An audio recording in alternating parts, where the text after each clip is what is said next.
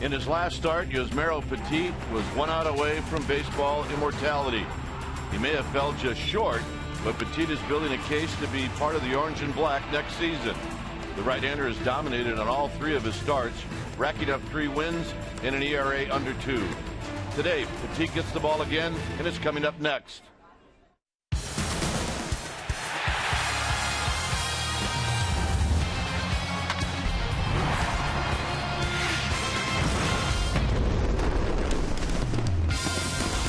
It's day baseball here at AT&T Park as we get ready to wrap up this homestand and wrap up this 3-game series with the Colorado Rockies. Hi again, everybody. I'm Dwayne Kuiper. Alongside me is Mike Krukow. Each team has won a game in this series. Giants can take the series with a win. And the Yusmeiro Petit story has been a great story, and I look forward to his starts now. Well, we all do. You never know where energy is going to come from, especially this time of year. It really has come from Yusmeiro Petit, and it started in Colorado against these Rockies with a 6-inning, 2-run performance where he struck out 6. He's bringing in a ton of confidence into today's ball game, and I hope he can give these Giants a chance to win like he has in the previous 3. This is a game that's the rubber match for the season. Giants and Rockies on the year are 9-9, and this decides who has bragging rights going into the offseason. So give it to Yusmeiro Petit. Let's see what he does. And Hector Sanchez will be catching him again in his 4th start. All right, when we come back, Amy G is going to take a look at a great night last night for Hunter Pence. Hunter Pence, an early 3-run home run, but that wasn't it. He did a lot more.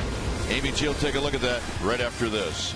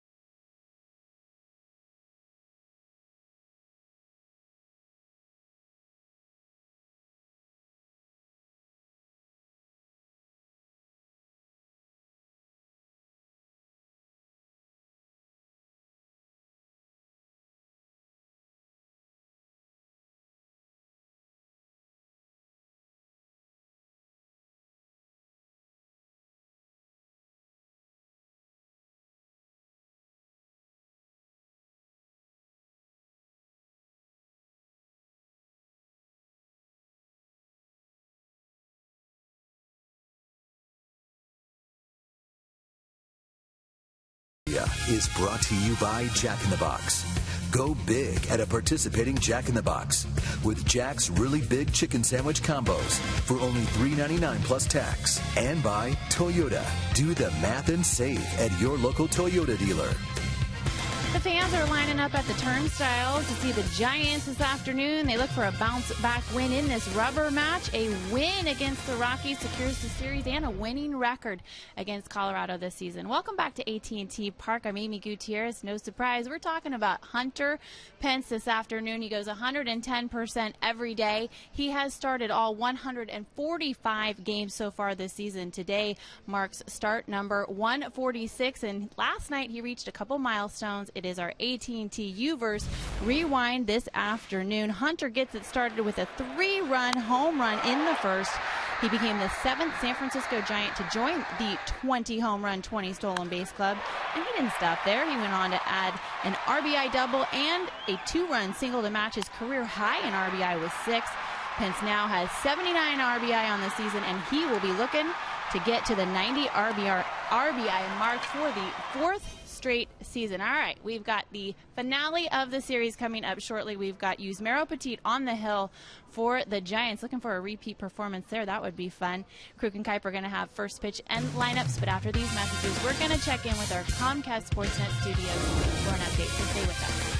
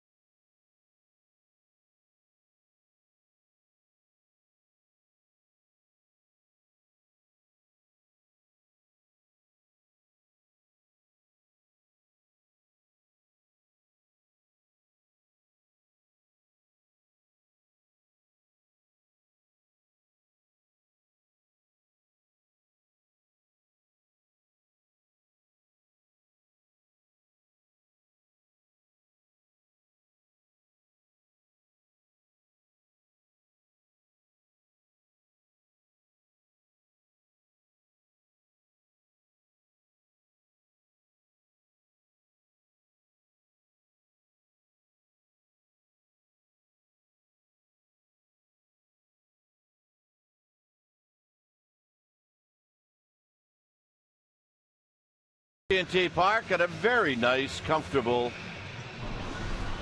Wednesday afternoon. Our game time weather is presented by the Santa Cruz Beach Boardwalk. Get to the beach. The admission-free boardwalk is open this weekend. Very comfortable, 66 degrees. Sea humidity a bit high. We got winds at 9 miles per hour. And it's going to be a little overcast, but very nice. Here's a Rockies lineup brought to you by Coors Light. Walt Weiss cleaning out his bench. He'll go with Blackman, Rutledge, Dickerson. This guy we needed to take the day off. That's Michael Kadire.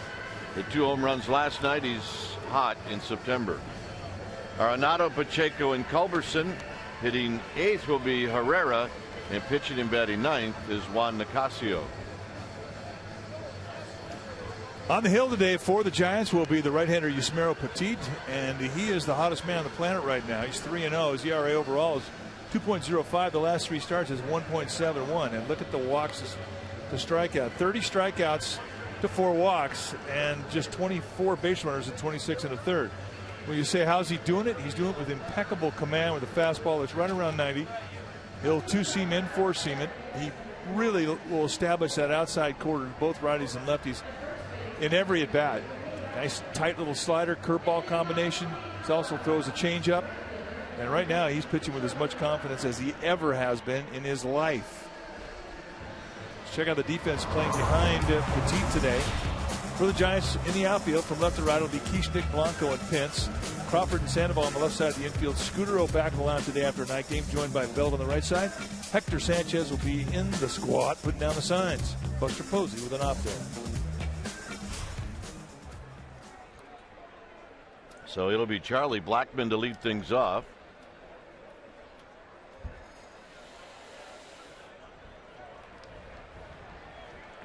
Blackman at 277. 4 home runs, 13 RBIs. He's had 4 hits in this series.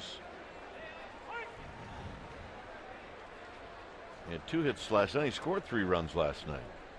So the first pitch of the ballgame is on its way, and it's a called strike. So we get started at 12:45. So Blackman, who's 1 for 2 lifetime against Petit, waiting with Sandoval in at third.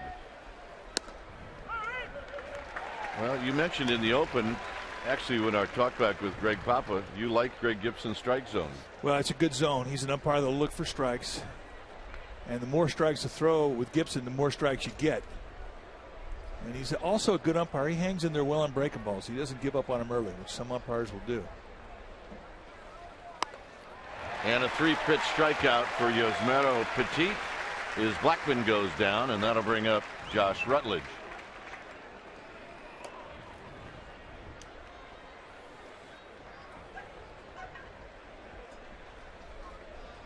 So here's Rutledge. Rutledge at 233, 7 home runs, 19 driven in.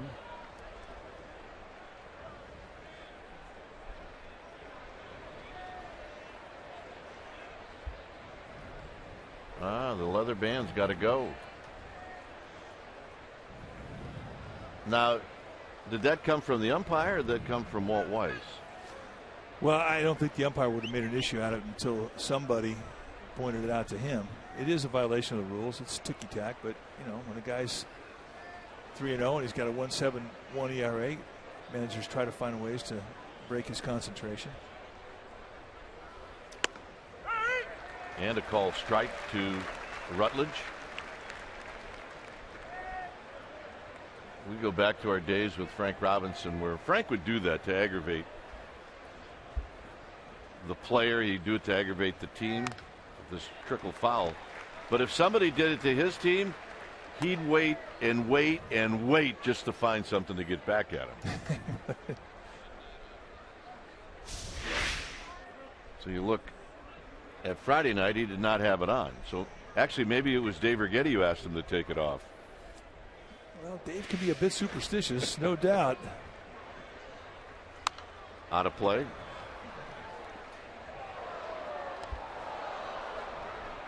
There's Dave Righetti. He's a good one. the brain trust behind the Giants pitching. He's done a great job over the years with this staff, developing young arms.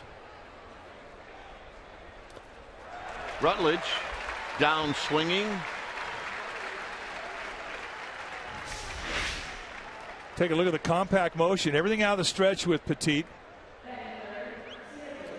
And when that foot goes down, look the hand position. And again, repeating that motion has been he's been an absolute picture of consistency. And that's our Exmo. It's brought to you by your local Toyota dealer.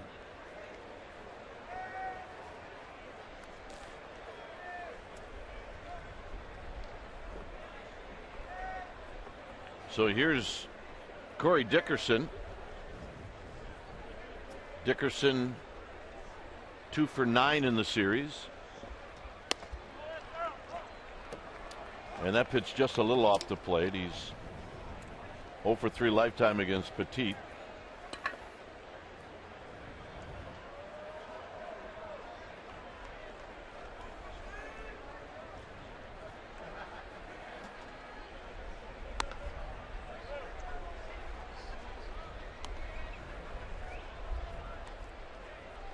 Take a look at his pitch selection. The season, 51% fastballs, in mixed curveballs, cutters, sliders, and changeups.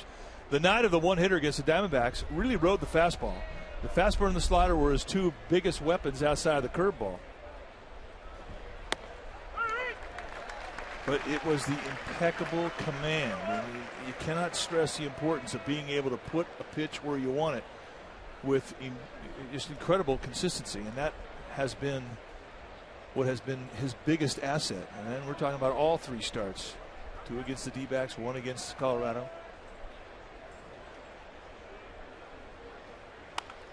Cued. Sandoval on the run. Throws out Dickerson, and a nice start for Petit. Giants coming up. Blanco, Scooter, O'Bell. 0-0.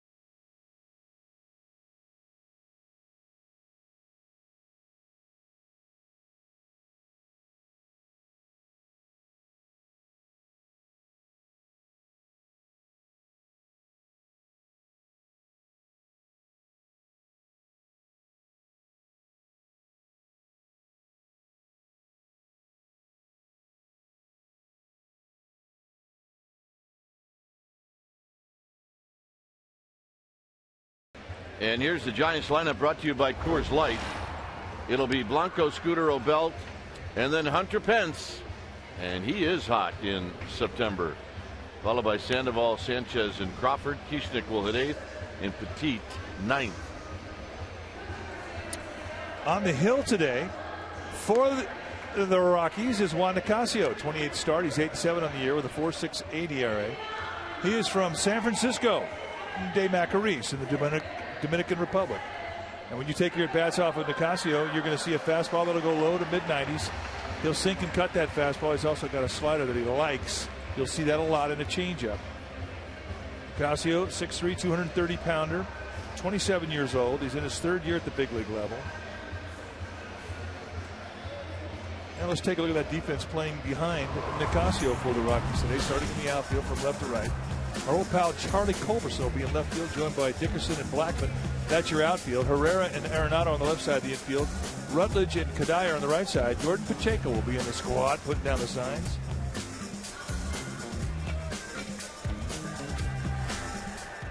Nicasio lifetime against the Giants 2-1, but both of those wins have come against the Giants this year. So he has had some ownage on him here in 2013.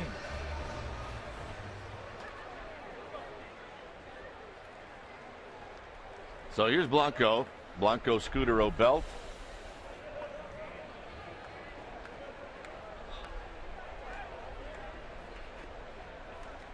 Blanco hitting .256. Couple of home runs. 34 driven in. He's had a couple of hits and 8 at bats against Nicasio, and that's foul back and out of play.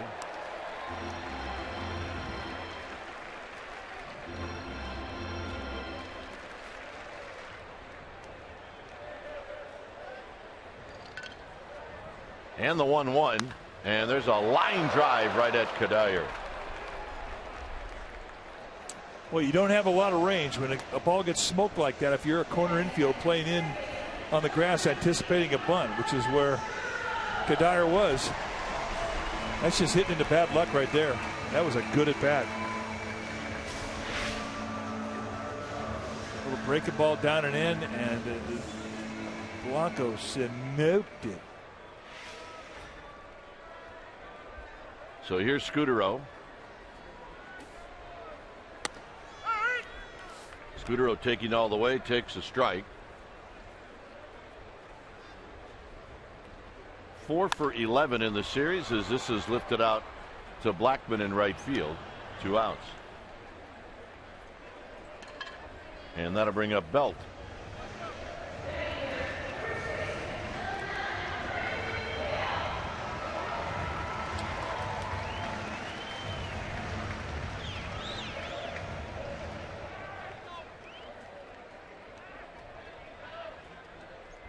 Belt at .283.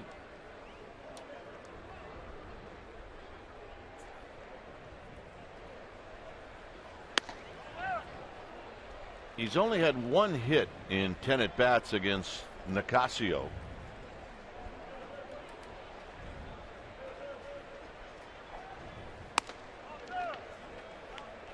It's a 92-mile-an-hour fastball. It's 2 balls and no strikes. We'll see if Belt sits on a fastball here and tries to take a healthy rip. He did not get the fastball, and he took a healthy rip, and it's 2 balls and 1 strike. Yeah, that's a back foot slider you normally see on an 0-2 count, not a 2-0 count. Totally fooled Belt. He was thinking about fastball.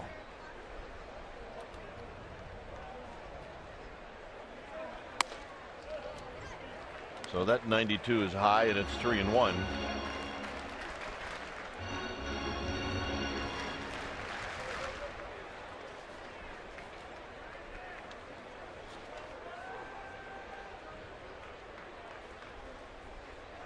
Three-one pitch to Belt. Belt fouls it back, and he did get the fastball. These 2 teams have played 18 times, and they're 9-9. See the afternoon off for Buster Posey. And both clubs have dominated at home against each other. Belt out swinging, and that'll end the inning. So, nice inning for both starters as we head to the second.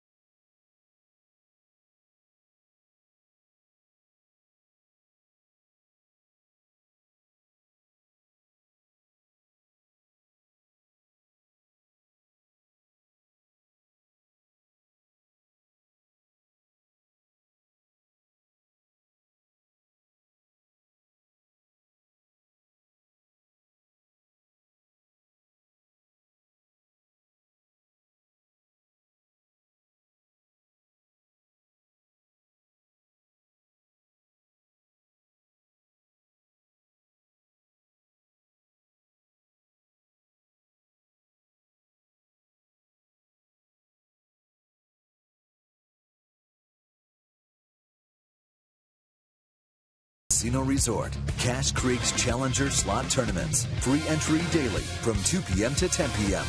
Visit cachecreek.com for details. No score, no base runners. As we head to inning number 2, as Michael Kadire will lead things off. And Kadire not wasting any time. Fouls one back. Kadire was held to an 0 for 3 against Petit.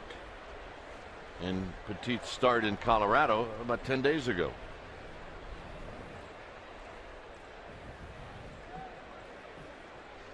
Oh, and 1 to Kadire, and that pitch is low and away. Arenado and then Pacheco. Second inning. Attitude from all three of them. Kadire fouls it back again, so he's had a couple of pitches out over the plate. Kadire last night hit his 19th and he hit his 20th home runs of the season.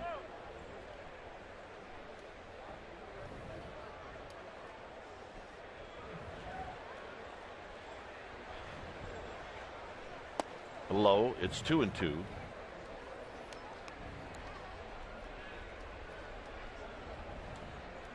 Rockies are 3-7 in their last 10 games.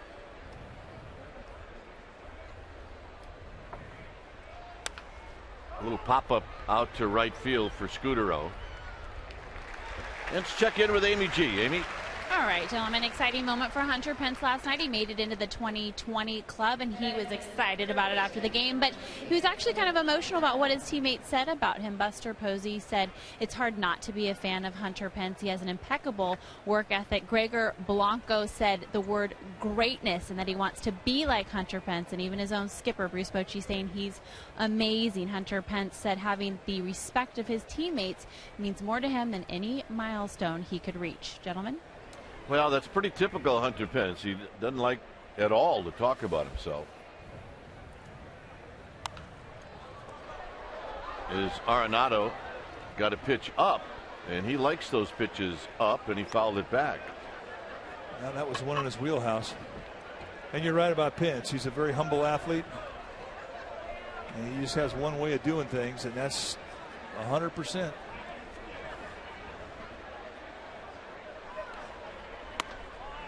And Petit runs that one in tight. But if you were ever to bring somebody to a game of baseball that didn't know anything about it and didn't know anything about our culture, and you sat him down in the stadium and you'd say, watch that guy out in right field, he'd be a good guy to point out. And he would represent our game in a beautiful way. And I don't think you can give a better compliment to a guy than that. I agree.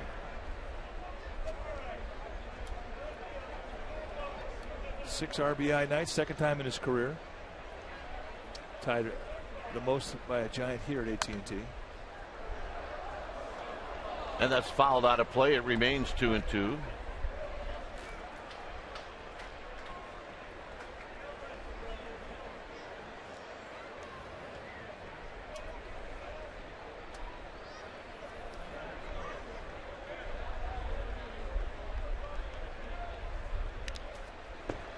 So Arenado giving Petit a battle as he shoots that one to the backstop. Nice tight little straight down slider, and that really has been a great pitch for him. His curveball and slider are both small. They're not big with their break if you compare them to other breaking balls in the Giants staff, but they're very quick, very late, and he has had impeccable command with it. He hasn't hung anything out over the middle of the plate and up.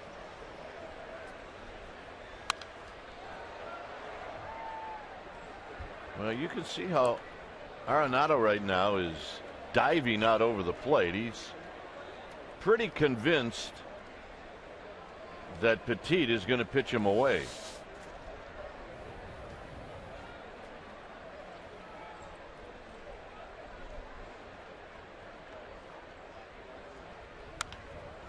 Diving again.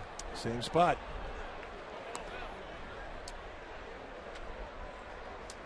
The amount of data that is processed daily in a Major League Baseball game is mind-blowing, and what is dropped off at the foot of every big league hitter is not only the pitches that a pitcher will throw them, but when he'll throw them, what counts, what type of situations, what side of the play. I mean, everything. So you can have a pretty good pick on a guy even when you have never faced him. Got him. So Petit finally wins the battle. Strikeout number 3.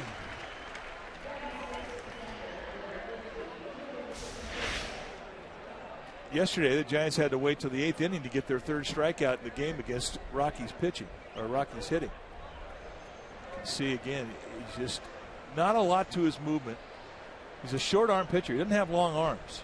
And because of that, there's deception in his delivery. He looks like he's going to give you more than what you actually get. Strike to Jordan Pacheco, who's doing the catching today.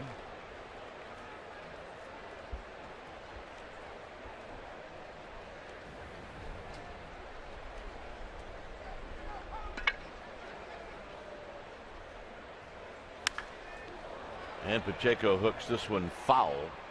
So for Petit, he jumps out in front. No balls and 2 strikes.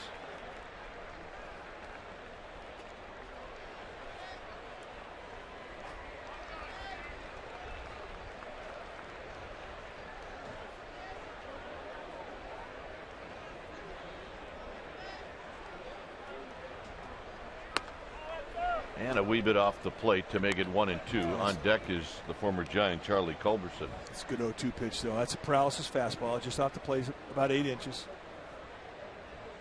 You can come back that same side of the plate with a 2-seam movement where the hitter identifies it's going to be away, and then the movement comes back in the strike zone. Slider out that pitch. Hunter Pence, and that'll end the inning. Hunter Pence will do the honors of leading things off as we head to the bottom of the 2nd inning.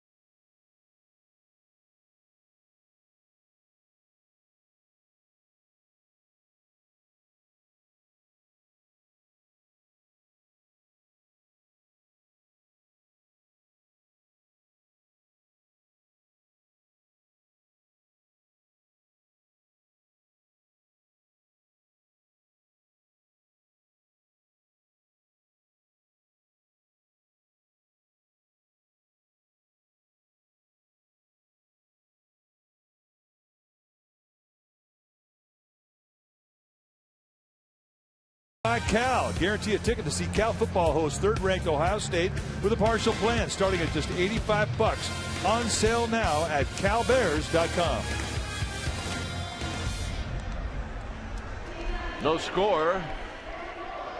Bottom of the 2nd.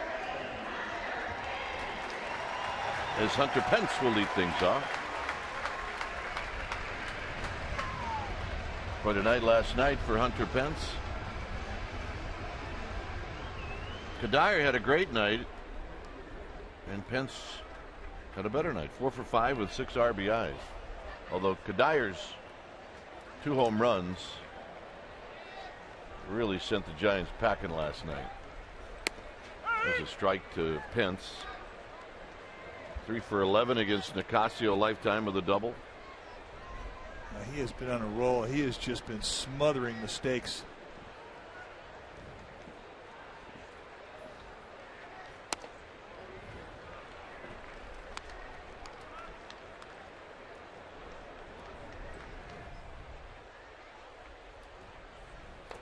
Sandoval to follow.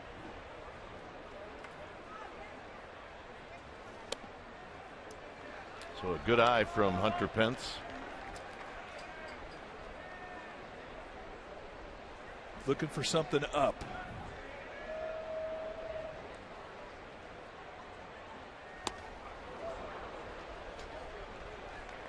.91-mile-an-hour fastball right through him at a 2-1 count. That's a healthy rip. Have you ever seen him take anything but a healthy rip? Oh, he does.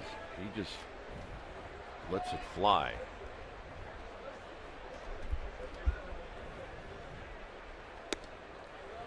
So that 92-mile-an-hour fastball is outside. It's 3-2. Eli Whiteside's here. Nice to have you back, Eli. That way, Eli.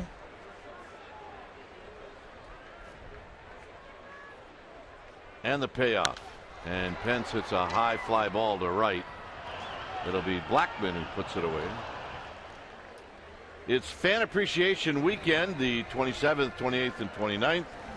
It's against the Padres. You have an opportunity to win some very special prizes. And then on Sunday, the one lucky fan will win a grand prize, a 2014 Toyota Corolla. No purchase necessary. Just visit a Giants dugout store for an entry form. So go to sfgiants.com for tickets to Fan Appreciation Weekend. Sandoval takes a strike. Sandoval at 276, 13 home runs, 72 driven in.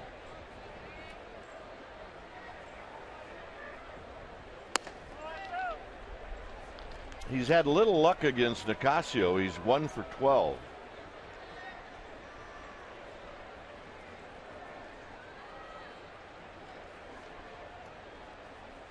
Outside, 2 balls and 1 strike. All right. Hi, go Giants. Yeah. When I was a kid, I'd go up to those stands and I would literally want everything. Everything. One of everything, and sometimes 2 of everything. And what'd you get? And I got nothing. Yeah, I was on the same program. I got the don't even ask look.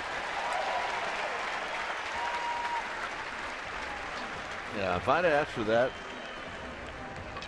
we'd have gone home. Now, I think it looks pretty cool. Yeah, oh yeah.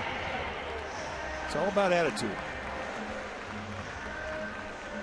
I remember the bobbleheads. Oh, man, the Milwaukee Braves bobblehead. I got to have that.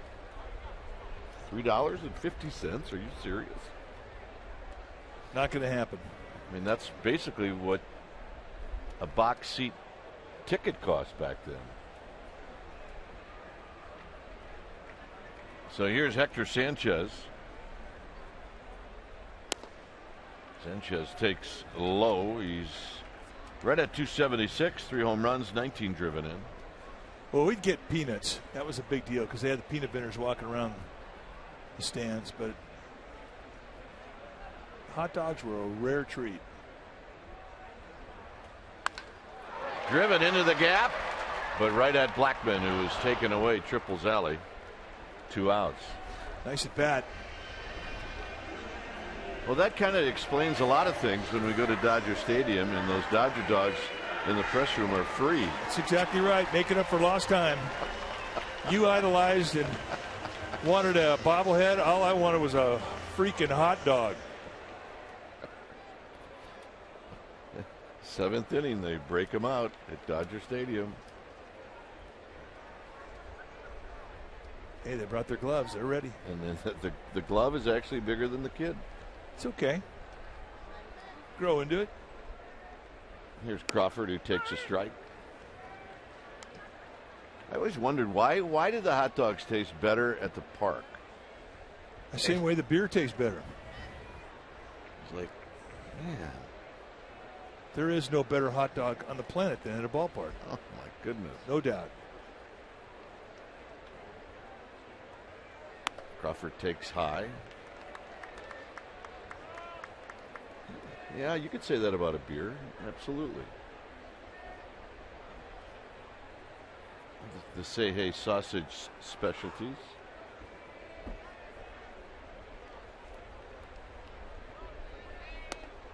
Low. 2-1.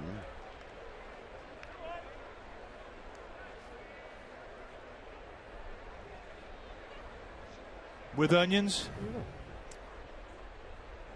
I mean, I am totally in. Throw a pickle on that. 3-1 to Crawford.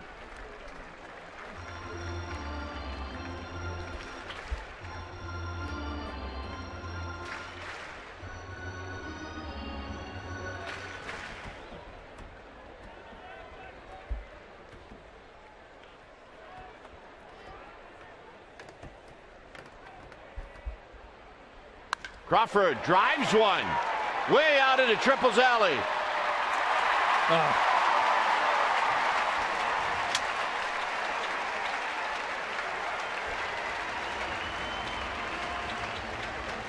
Happens every time.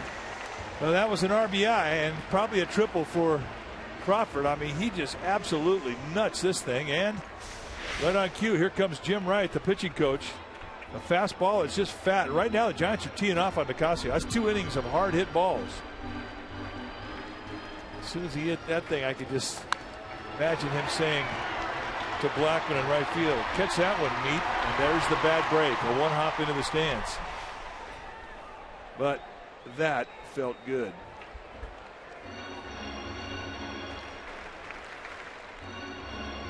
Now, the reason he went out is he wanted to tell him how he wanted him to pitch Roger Kieschnick with an open base and a pitcher on deck. But I mean, we're in September, and you would think Nicasio would have figured that out by now. It doesn't have to be repeated every time the situation comes up. So they are going to walk Kieschnick. So if that's the case, why even have the meeting?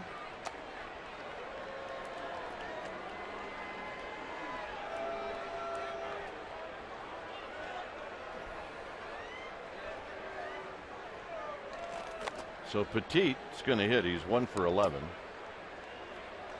Hey, the Cougars love Crawford. Yeah, of course they do. Sure they do. I'm sure Crawford appreciates that.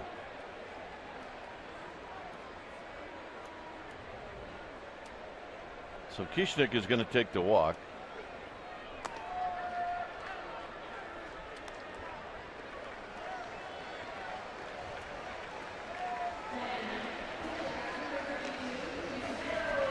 So here's Petit. Petit does have an RBI this year. Remember, he picked one up in Arizona.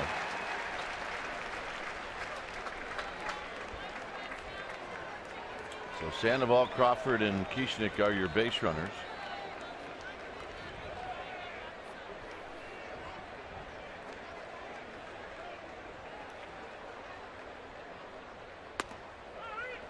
And a strike, and it's 0-1.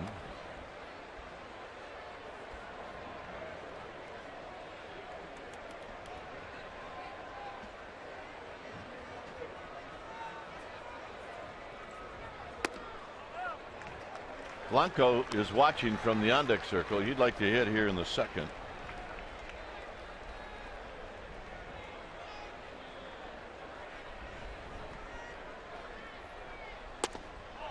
Two balls and a strike.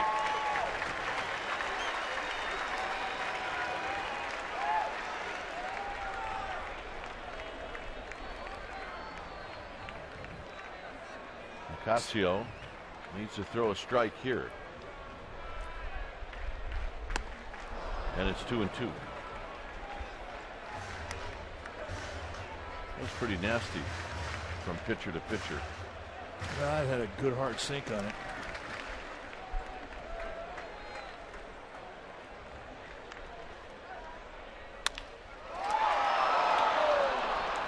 And the comebacker will end the inning. So the Giants did not catch a break on the Crawford base hit. It's 0-0.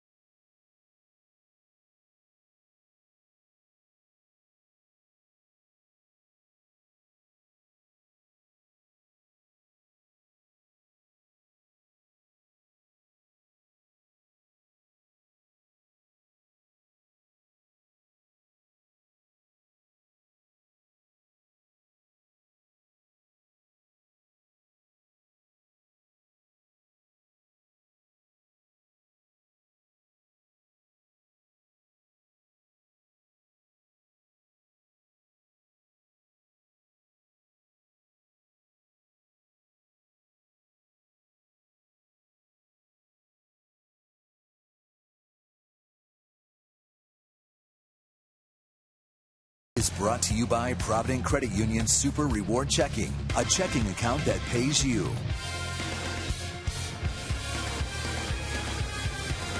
No score, top of the third inning. Yep, Mom definitely today is going to have a very entertaining day. I like the way he's wearing his hat, though. He's got the bill flipped up. Some little attitude. He's got a Grateful Dead shirt on. That child is being raised right. Oh, yeah. I'll take some of those. I want the rest of the bag, Mom. He's just looking for something to eat. Charlie Culberson to lead things off. And a swing and a miss by the former Giant.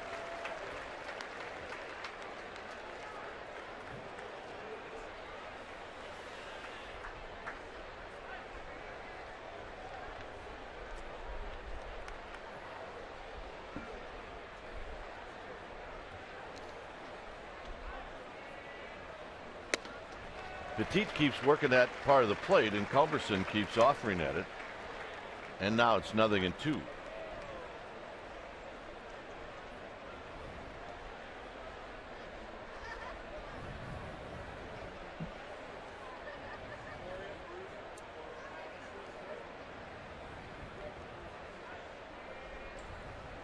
And it's down low, so Petit stays in the general area of that pitch down and away. Well, the other thing, too, in these last three starts prior to this one, every time he would miss, it would be below the strike zone. So sliders, curveballs, changeups, did not miss up above the belt over the middle of the plate one time. Got him.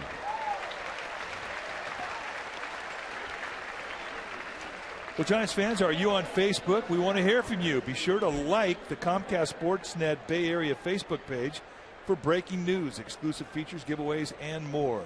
CSNBayArea.com, your interactive home for authentic Bay Area sports.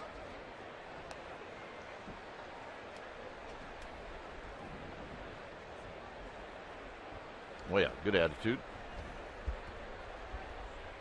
Here's Jonathan Herrera. Herrera looks at a strike. Guy that can run a little bit. He's hitting .276. He's got a home run. He's got 15 runs driven in.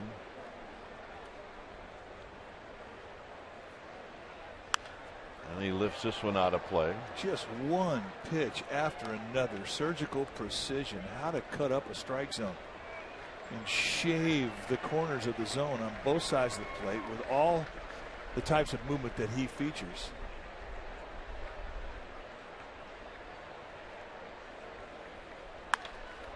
Lined, coming in, Blanco, and he makes the diving catch.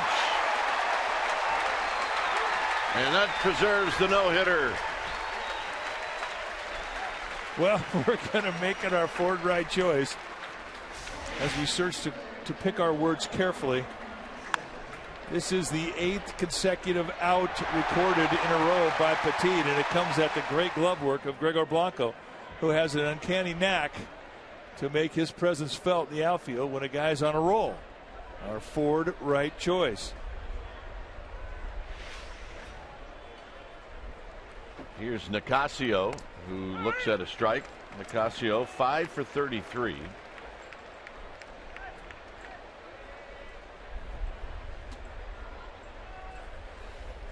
Eight of 9 first pitch strikes, another key to success.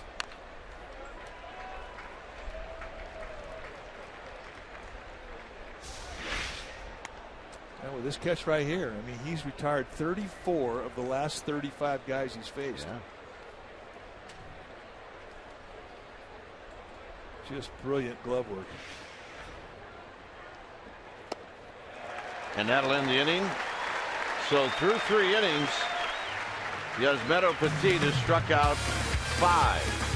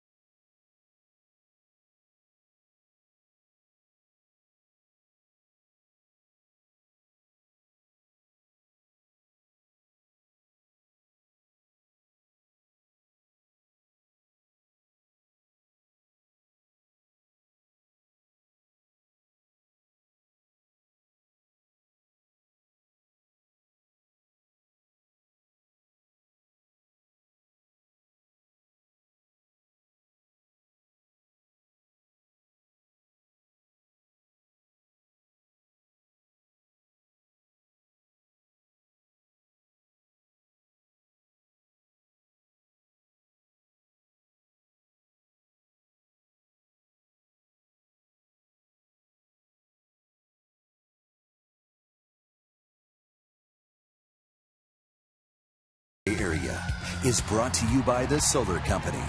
Not just any solar company, the solar company. Dodgers make their final trip to AT&T Park. It'll start on September 24th.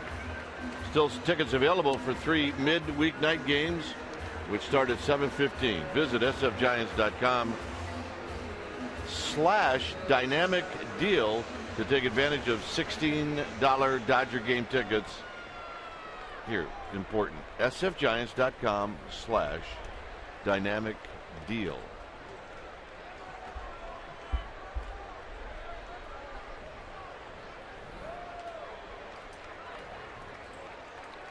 Blanco hit a bullet right at Kadire to open up the bottom of the first. Giants did hit the ball pretty well in the first 2 innings. These guys, Buster Posey fans. It's 1 ball and 1 strike. Posey had no chance of playing in this game after being in the squat last night for 4 hours and 3 minutes. Of course, he wasn't there the whole time, but the time the Giants were on defense. But that's a long game. Well, he also warmed up 6 pitchers. 6 relievers came into the game.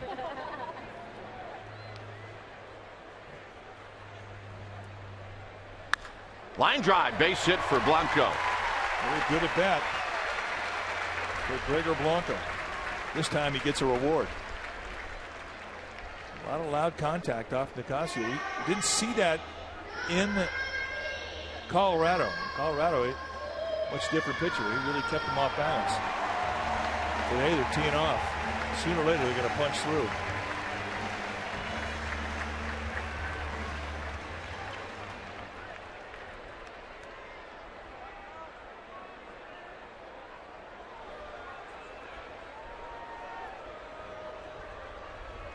So here's Scudero with speed at first.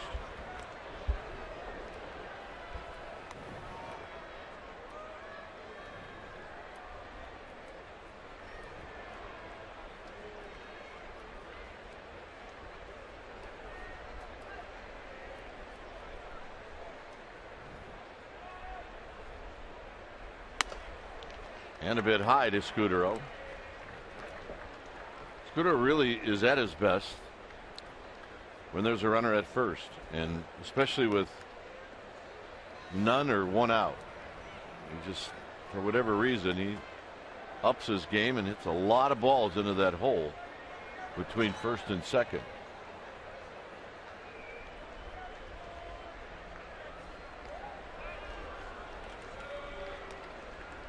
Giants had a walk-off win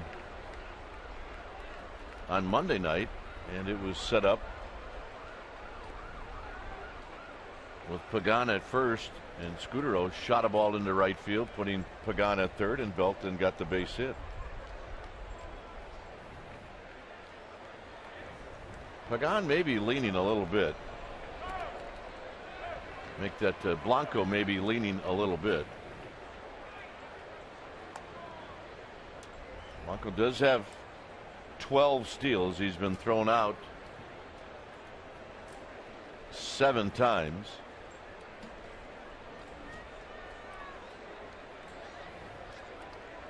A look from the view of Tim Flannery.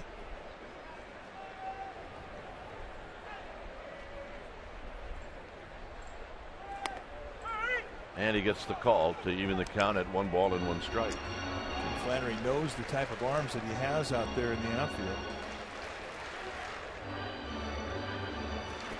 It's all in the database. Blackman has an average arm. Dickerson does not have much arm in center. And Culberson has an above average arm in left. Blanco goes, and this is popped in the air. Shallow center field, and making a nice running catch, and now throwing to first was Rutledge, and Scudero's retired.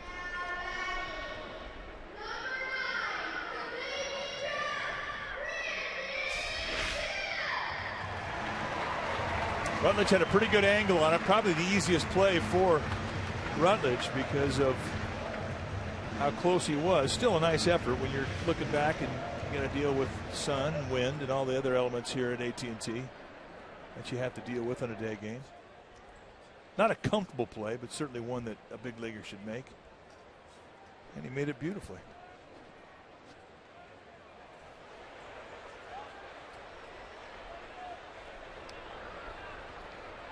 Blanco goes, and a high fly ball way out into Triple's alley, and Blackman's going to run it down. So Belt with a hang with him, 2 outs. I really believe that this ballpark has changed the way that right fielders play their position around the league. Certainly in here, we see every team come in here and cheat towards the right center field gap to protect from balls getting into Triple's alley. But more and more as we see teams around the league, in every ballpark we go, they're getting off the line. They're playing more towards the gap. Well, that's a home run, and I'm going to say every park except this one.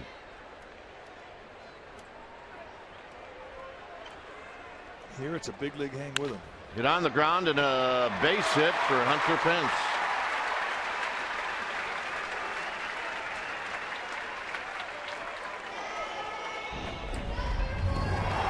Last night in the first inning with 2 on, Hunter Pence in a 3-2 pitch gets a challenge fastball and hits the foul pole. And that was home run number 20 on the year. RBIs 73, 74, no, 74, 75, 76. He would go on to add 3 more RBIs on the night. Really had a great night. He is hot. It's now hitting 290, which is just about what he's always hit at the big league level.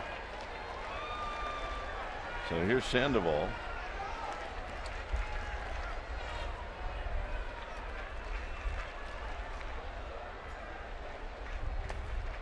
Low to Pablo Sandoval, who drew a walk in the second.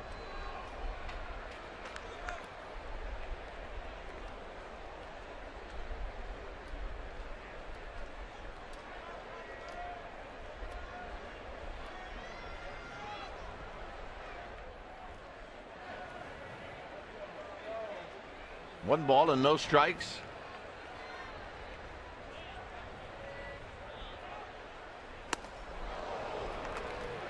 A big swing and a miss by the Panda, and that evens the count. And he was a little late. 1-0 count. He was looking fastball, got one right there above the 5, middle in, and he was a little tardy to it.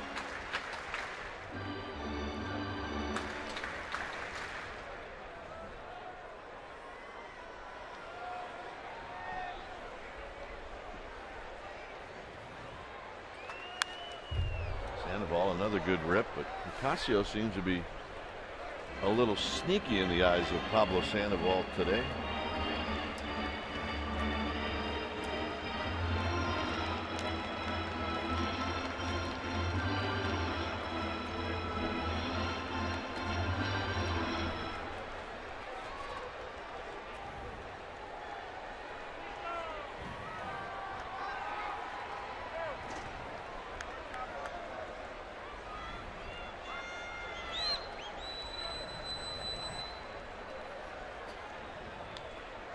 One and two. Hector Sanchez is on deck.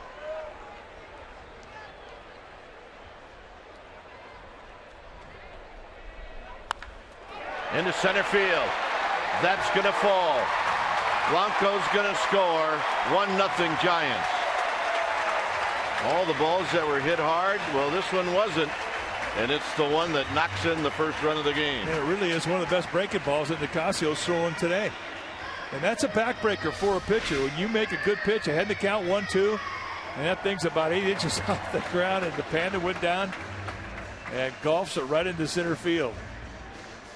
I mean, that is low. How low can you go? Well, with the Panda, I don't know. He can hit low as good as anybody. So you keep setting the table. Sooner or later, you're going to punch one in, and the Giants score first. So here's Hector Sanchez. He struck the ball right on the nose, only to find out that Charlie Blackmon was playing in Triples Alley. I'm telling you, every game that Sanchez plays, he looks more and more comfortable at the plate, and even behind the plate as well. He was talking about it behind the cage yesterday. He says, my shoulder feels great. And early in this year, I did not. I was hitting around pain. Because I finally am able to do what I can do.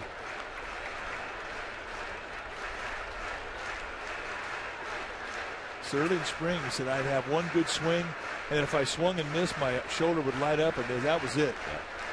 My at-bat was done.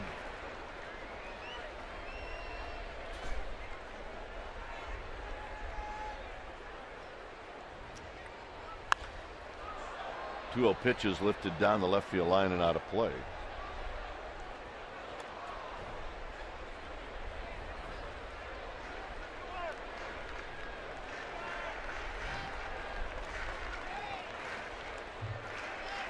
Sanchez battling Juan Nicasio.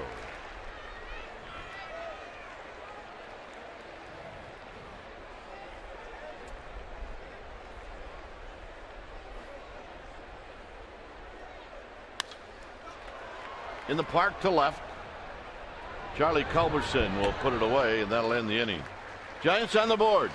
We'll head to the fourth, 1-0 San Francisco.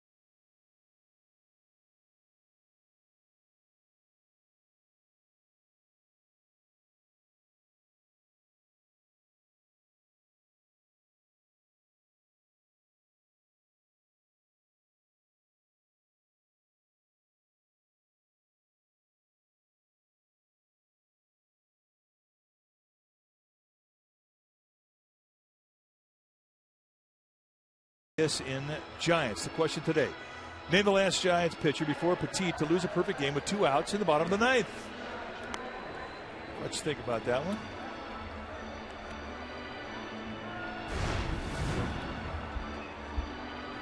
So on this beautiful Wednesday afternoon, Yasmero Petit, I know it sounds like we're redoing his last start, but the Rockies have not had a base runner. That is correct.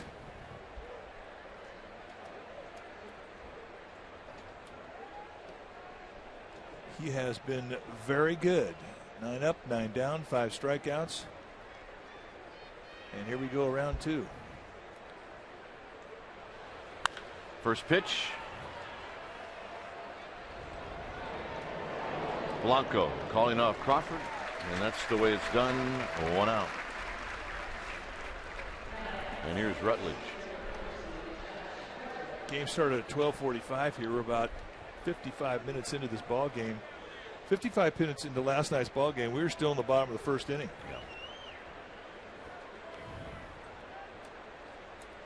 Yeah. And last night, the Giants didn't record a strikeout till the 7th inning. Yep.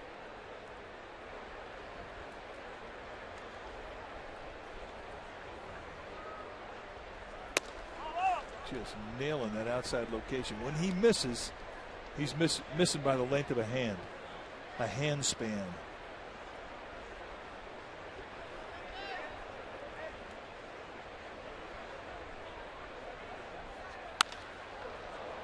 Hunter Pence, and in front of the second archway, puts it away. Very special ball dudes tonight, or today. Dan Barron, the winemaker at Silver Oak, and over on the first base side, Rob Davis, the winemaker at Jordan. So in a very busy time of year, taking some time out away from the crush to come down here and be ball dudes. So I hope they get some plays, because they both say that they're outstanding glove men. Hey, Rob, what time is it? Yeah, nice watch, meat. I love that guy. Yeah, he's a good guy. Dickerson takes high, 1 ball and no strikes. Has nothing to do with the fact that he just brought up a 6-pack of his wine in the back, which we appreciate. Yeah. It's good wine. It's a good watch. There's a pop-up. Sanchez is going to watch this one fall about 4 rows back, and it's a ball and a strike.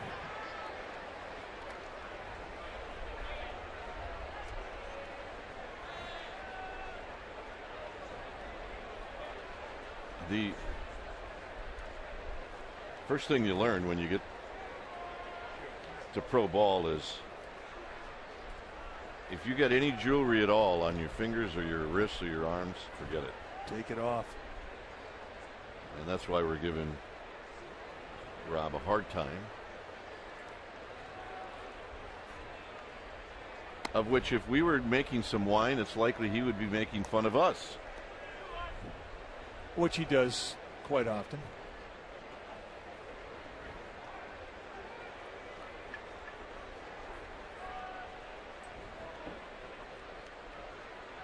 Two balls and a strike to Corey Dickerson. 3-1. Not seeing any 3-ball counts today. In fact, this is the first one.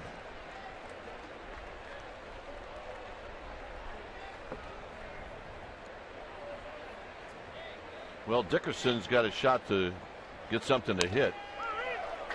And if he did, he decided he didn't want to swing at it. It's 3-2. Pouring a fastball right in the outside corner. Remember, it was a 3-2 count that he had with 2 outs in the 9th to Eric Chavez when he challenged the strike zone. Didn't want to walk him, and Chavez got a base hit, broke up the perfect game.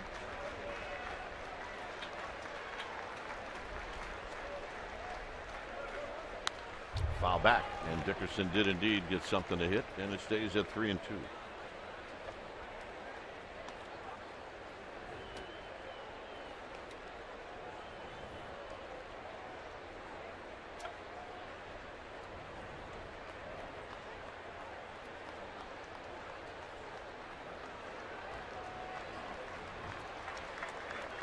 So Petit going after Corey Dickerson.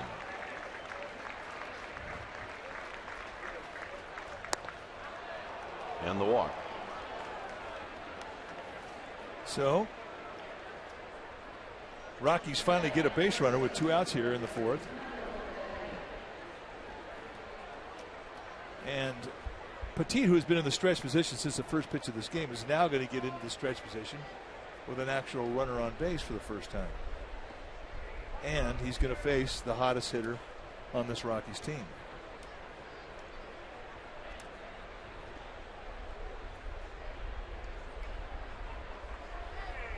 Swing and a miss by Kadire. Kadire popped out to Scudero in the 2nd inning.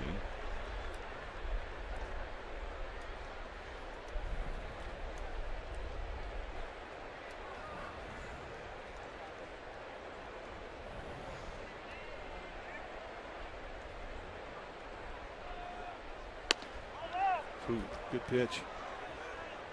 That's one Petit thought he had.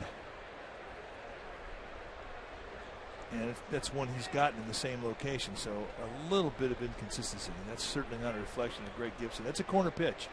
And corner pitches, some you're going to get, some you're not going to get.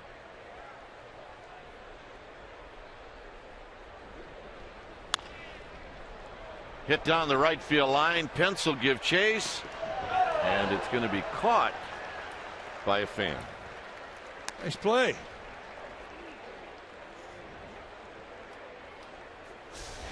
Oh, let's take a look at him. That's my grandpa.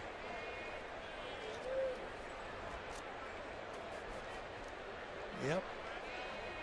I mean, he put it right in the sweet spot, too. Dish it off. That's a foul ball hero is what that is. Indeed it is.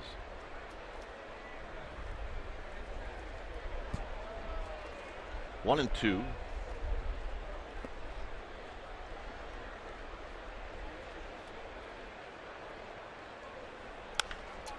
That's going to be hit off the end of the bat, and a base hit for Kadire. So Dickerson will move over to third, and that's the first hit of the game.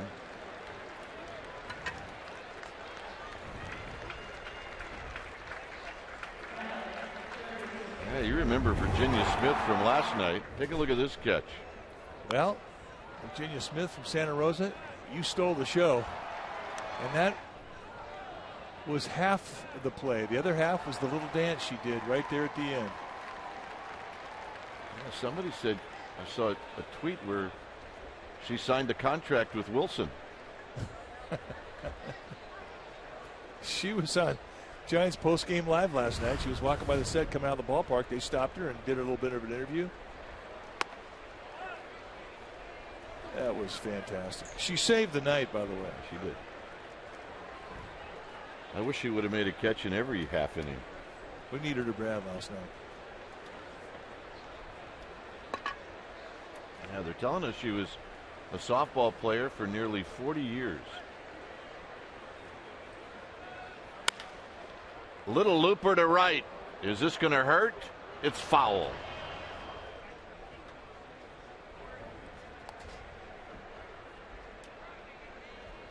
Well, actually, I thought the dance was better than the catch. Well, no, I mean, I'm serious. I saw a little 70s disco in that dance. Yeah. Little 50s bebop. Yeah, absolutely. She mixed it all, put it together, and came up with her own little jingle, man. Oh, there it is. 60s Summer of Love. Roberta Flack, come on. Yeah, but I like the way when she caught it, she stoned it right in the pocket. Bang, and that thing stuck. Here's the 1-1. And a base hit to right field, and that ties the game. So you don't think a 2-out walk can hurt you? Think again. Arenado just sitting on that pitch away. Oh, this swing to right, just pounding the outside corner. Arenado thinking nothing but right field. I mean, look. I mean, everybody knows that's where Petit's going to throw you. So a walk and 2 knocks. I keep expecting the Jim Wright, the pitching coach for the Rockies, to come bouncing out and make a mound visit.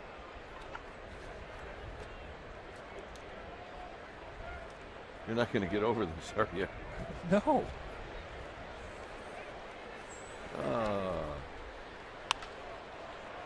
This has popped up. And it's going to be Blanco. And that ends the inning. A run on 2 hits, 2 left. Bottom of the 4th coming up.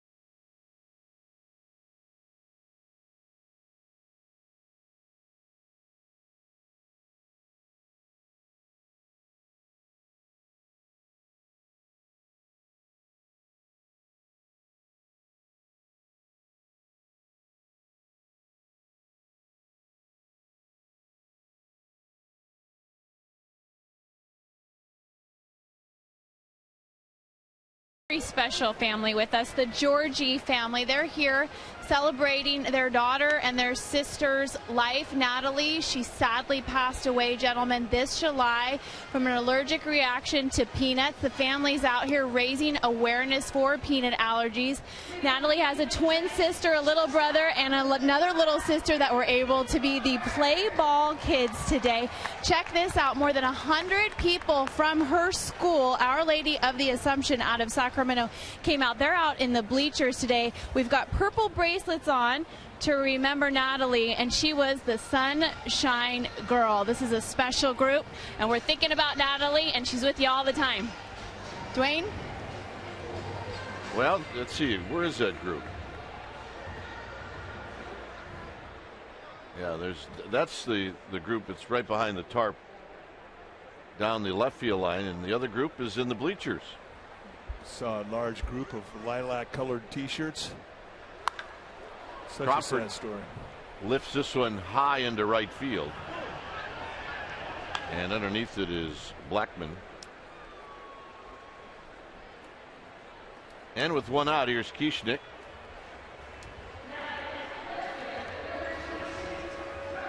Well, they've come here today to honor her memory, and it's a very sad story. Kieschnick was walked intentionally in the second.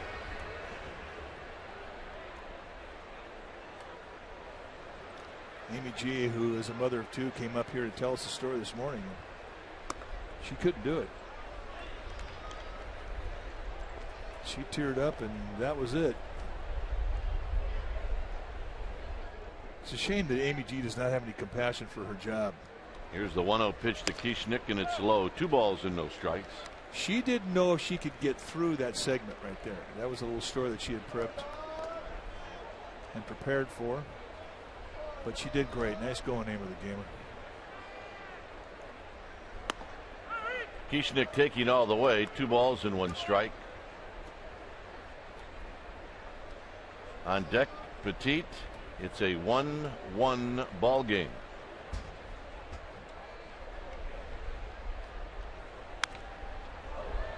Two and 2.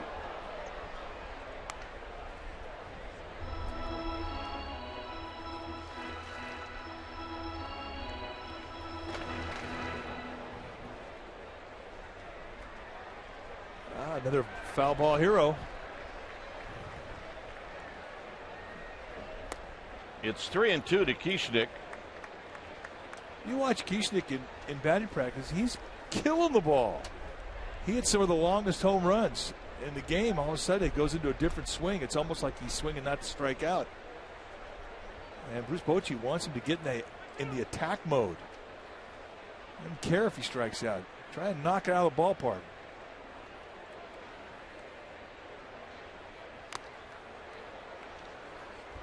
And that's off of Pacheco, and it remains 3-2.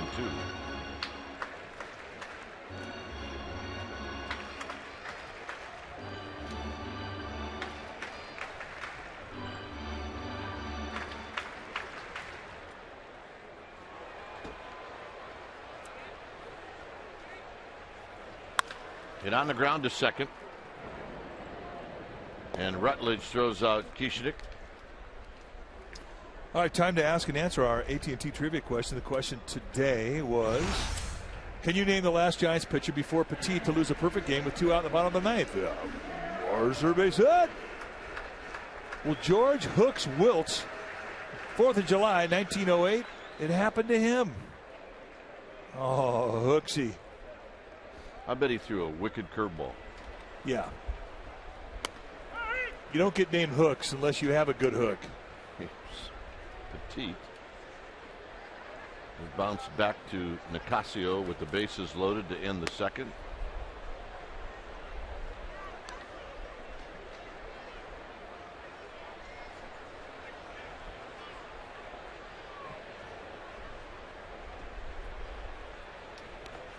In the dirt, 1-2.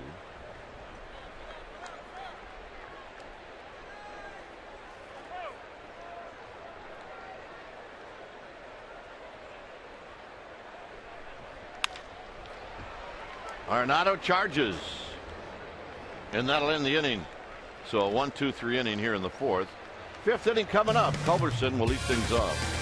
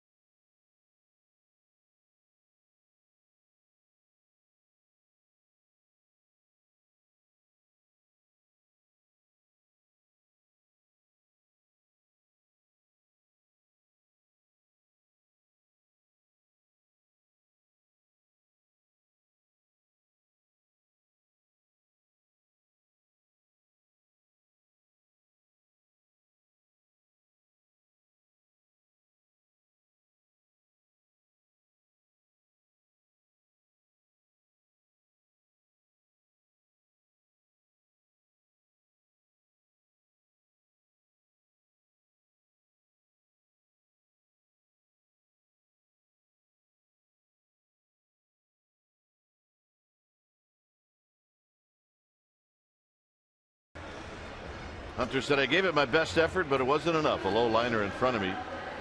I felt when it was hit, I was in a dream where I could not run fast enough. Off the bat, it looked a little short.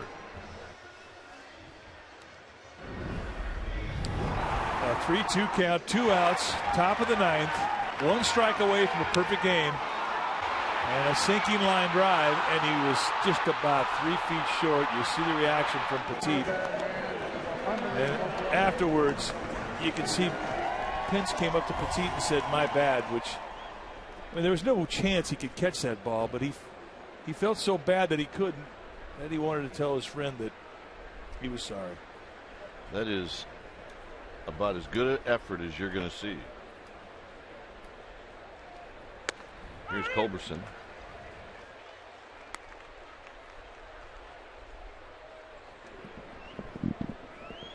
Yes, a Ghirardelli Sunday, one of the true gems in this ballpark. We were kind enough, a fan brought one up for you and for me yesterday, about half an hour before the game. And I know, look, it's a weak spot for you. But to eat the plastic cup, my goodness. I couldn't slow down. As Culberson strikes out swinging. Once I had it going, I had it going. I mean, I couldn't stop. Well, I have my own weaknesses. This is how we do it over here in Gil Dexter. Yeah. Okay. Give us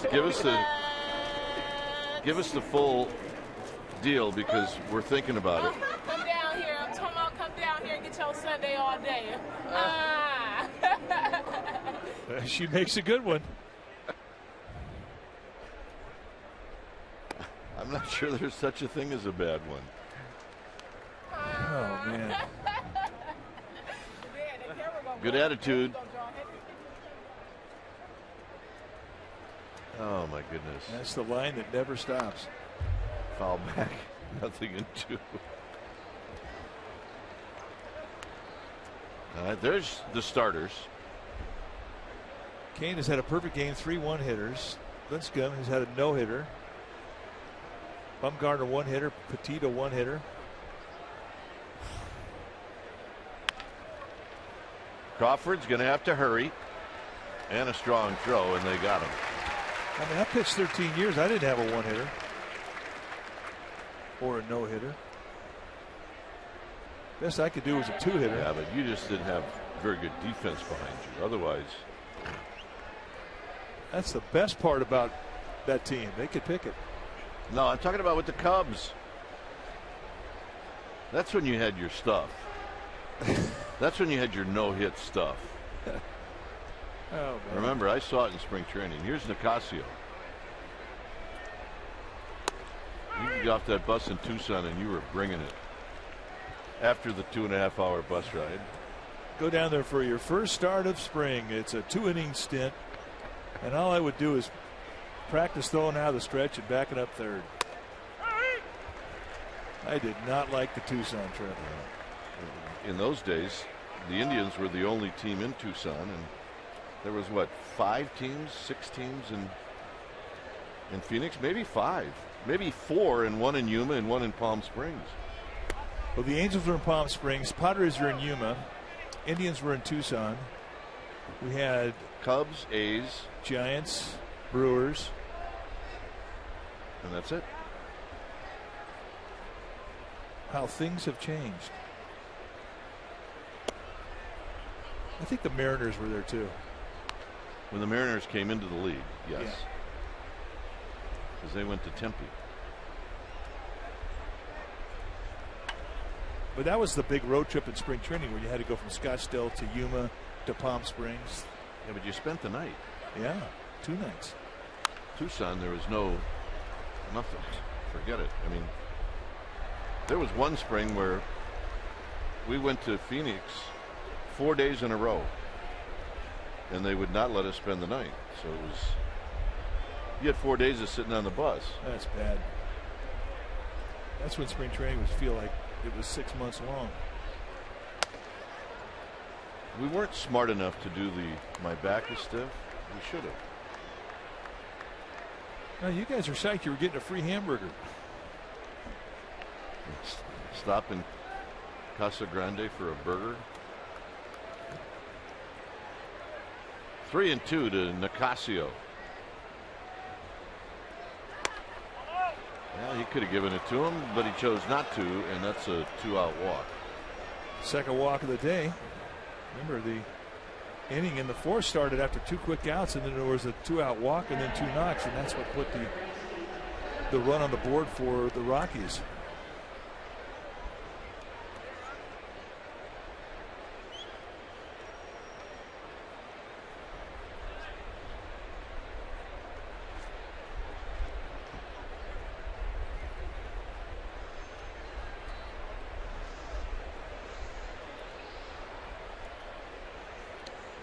So here's Blackman. Blackman is 0 for 2. Here he takes a strike.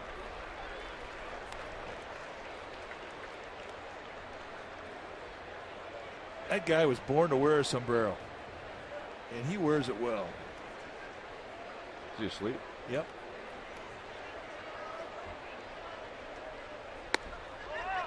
Just off the plate.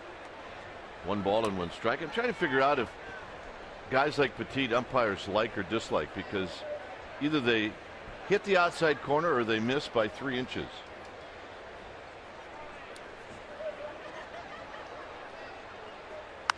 Out of play. I'm sure they like guys that have that kind of control. They like strike throwers. They like guys that are around the plate. And they like guys that work quick.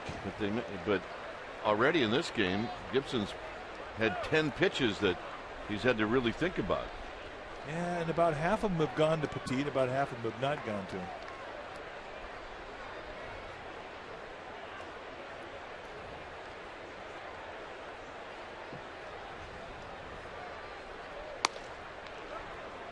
Two and 2 to Charlie Blackman.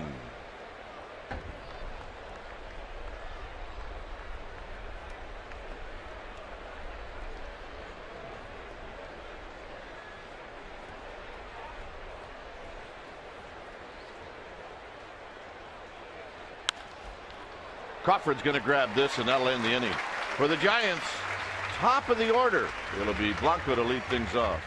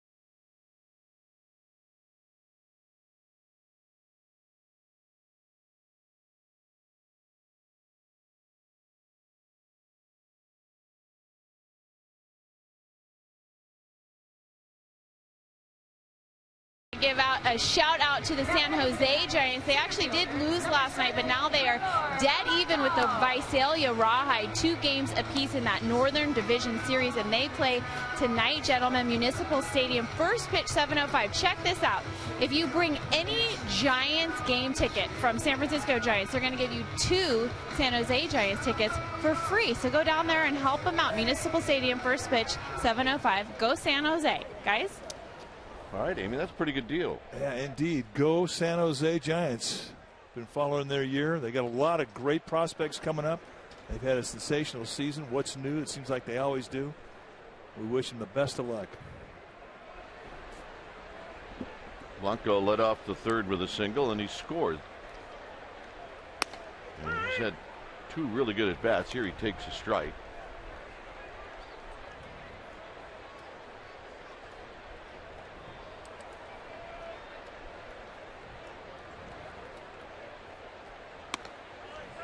Scudero and then Belt. 5th inning.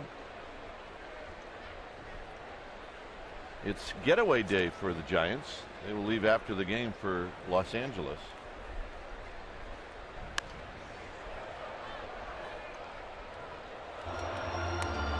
We are about to embark on the last road trip of the year, and it is a bomber.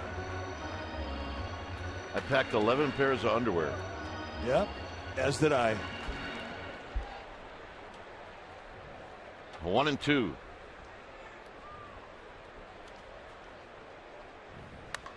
And Blanco way out in front pops this one up.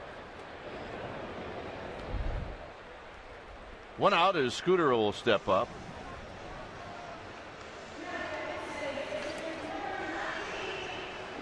Scudero's flied out and popped out.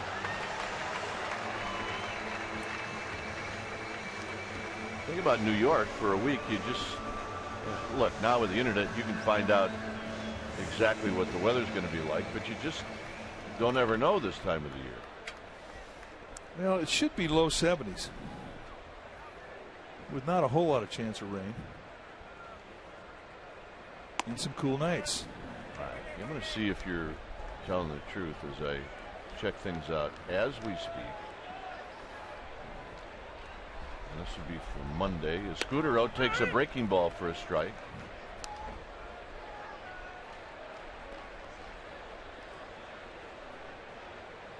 Monday, high of 73, low of 49. Scudero wraps it to left. On the move is Culberson. Culberson can't get it. Now he slips, and into second with a double is Scudero. Every once in a while, he'll get the barrel out and smoke one, and this one went into the gap. And they were really jamming him, playing him a pretty shallow set prior to the pitch, and he just splits the gap. They did pinch the gap.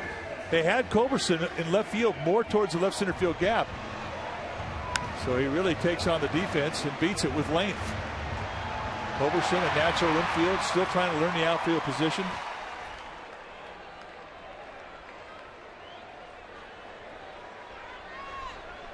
Here's Scudero and Culberson. That was the trade. So Belt at the plate with the lead run at second. And Belt takes outside for a ball, 1-0. You're right, not a whole lot of rain in the forecast.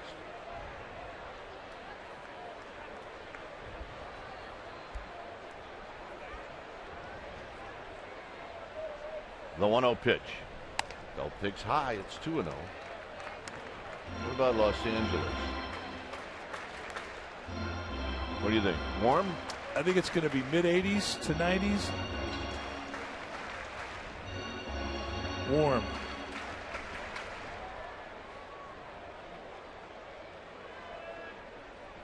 High of 80 tomorrow. And then the rest of the way it gets warmer every day.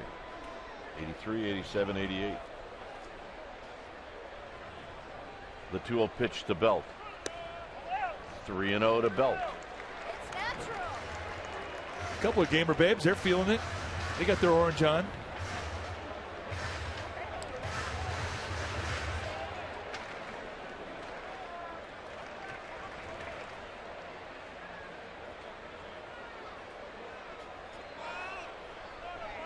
See if Belt gets the green light. And a strike.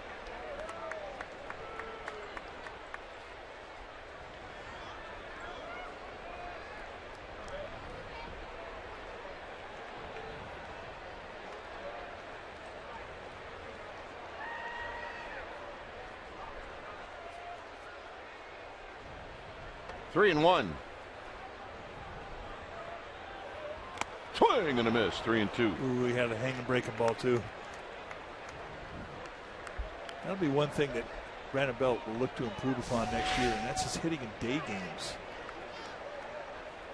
This year he hit, coming into today's ball game, he's hitting 210 in day games.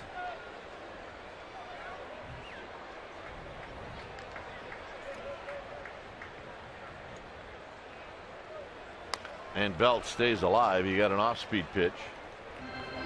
Well, you know what happens in baseball's guys' lives are all really run by routine, and as the season wears on, you play a lot of night games, you find yourself staying up a little bit later and sleeping a little bit longer. And if you're a guy that gets up at 12, 12:30, 1 o'clock, all of a sudden you throw a day game in there, and now you're coming to the ballpark with 4 or 5 hours of sleep, maybe not even that many. Yeah. And then it affects you. You have to learn how to discipline yourself. Turn off the TV. Go to bed. At what age does that really kick in? Because I'm still struggling with it a little bit. Yeah, for me it was 58, you know. Oh, long game last night. Get home about a little after midnight, and there's like maybe a show or two that you TiVo, and I want to watch it. I know, it's tough. You got to pack.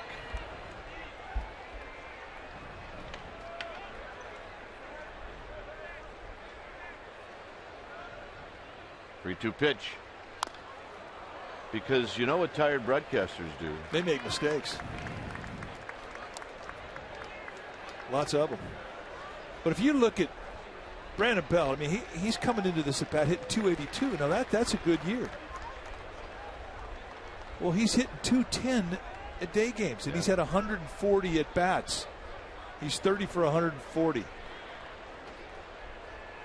Or somewhere, I mean, I forget the exact numbers, but that's I mean, he's given up 110 at bats, and that's something you can improve upon. You want to hit 300 in this game. Well, if he hits 250 in day games, he's hitting 300.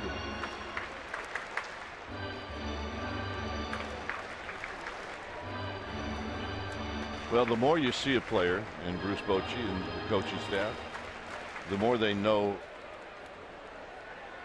all the little things about a player like Brandon Belt. And they know that. They know exactly what you're talking about.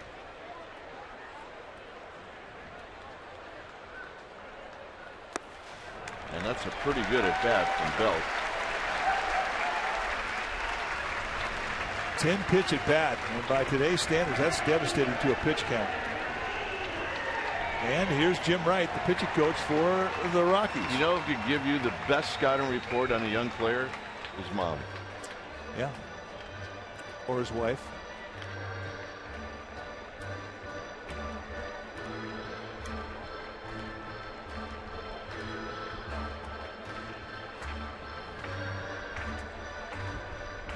Well, check out Yahoo Sports Talk Live, presented by Farmers, hosted by Jim Kozimor, one of our old pals who does a great job. You'll see it today at 5 p.m. right here on Comcast Sportsnet Bay Area. Kozimor hosts the best sports talk show. It's now combined with America's #1 sports website. Today he'll have on Damon Bruce, Kate Scott, and Seth Curry. And of those three, which one would you go cross country in a car with? Kate Scott. Not a problem. You talk about interesting conversationalist. I would have to agree with you. Whether she would think that's a good idea, I don't know. Pence at the plate with runners at first and second.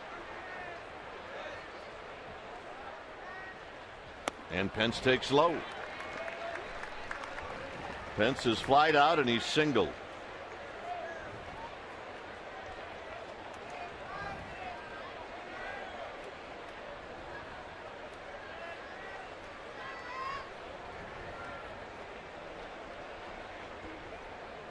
Pablo Sandoval's on deck, and Picasso right now nibbling a little bit. It's 2-0. Now you can feel it as a pitcher when a guy's dialed.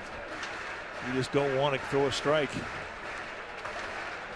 And I can see how a pitcher would feel that way with Hunter Pence. I mean, he's had an incredible homestand.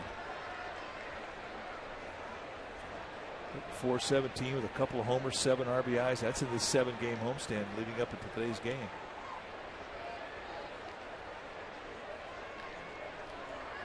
Red hot.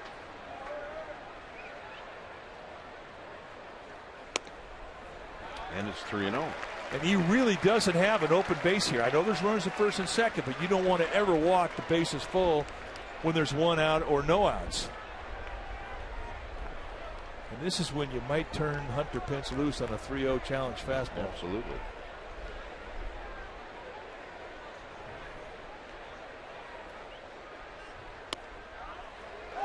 And that's a 4-pitch walk and a close pitch.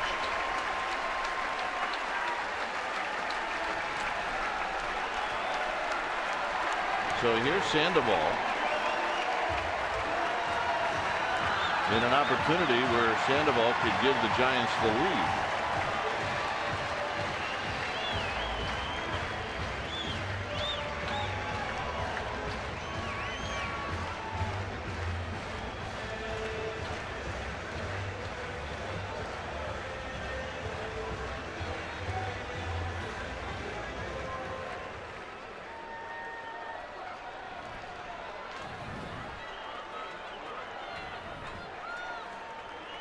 Sandoval has walked and he's knocked in the only run in this game.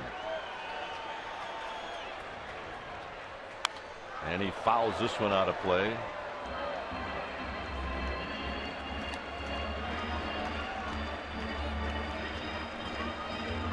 Ottavino getting loose.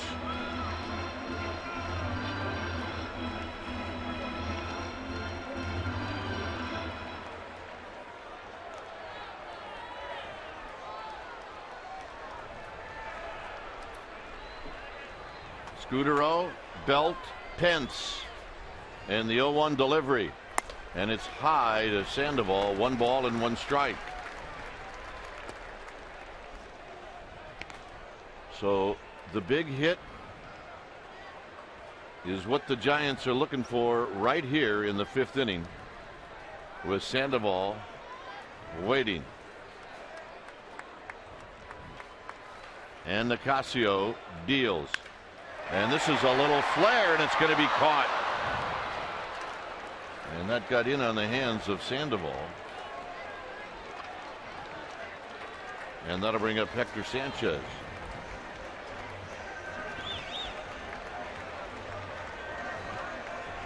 So a wasted opportunity for Pablo Sandoval.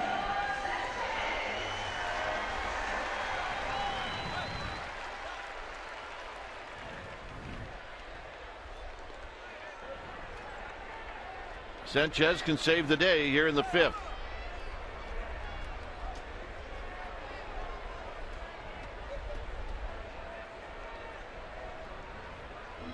So a mound visit from Jordan Pacheco.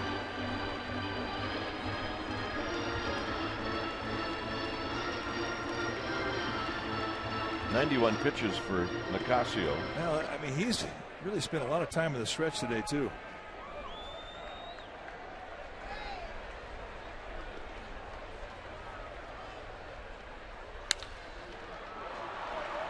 Rutledge will make the play, and Nicasio pitches out of the bases loaded jam. We'll head to the 6th. It remains 1-1.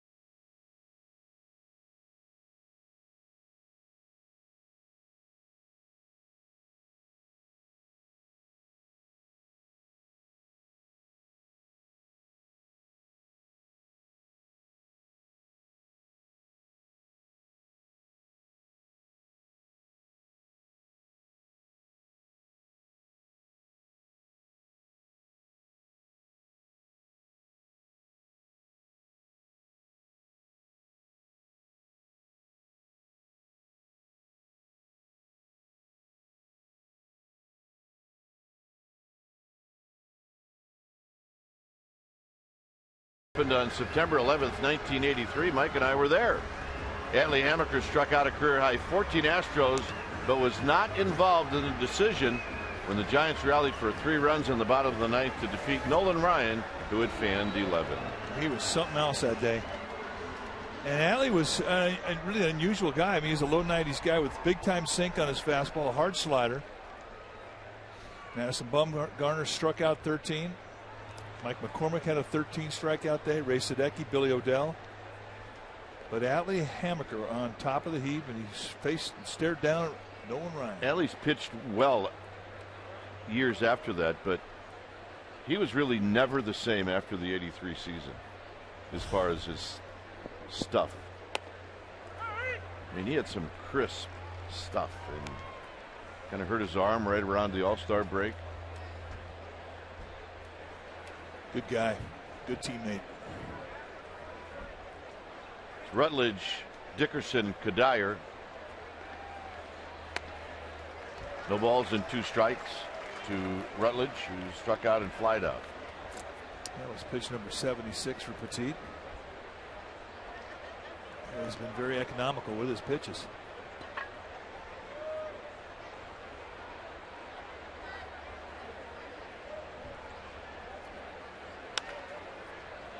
Hit off the end of the bat to Scudero, and Rutledge is gone.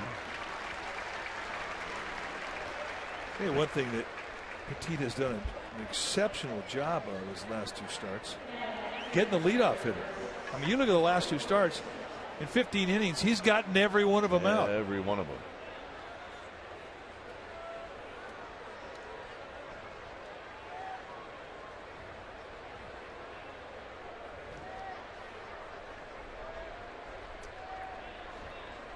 Waiting on Dickerson to step in. Now he does. He's bounced out and he's walked.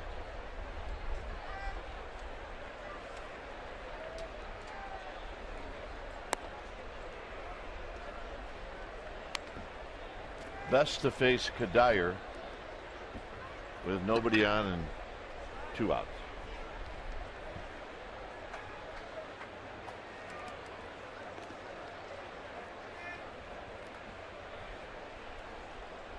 Outside, 2 balls and no strikes.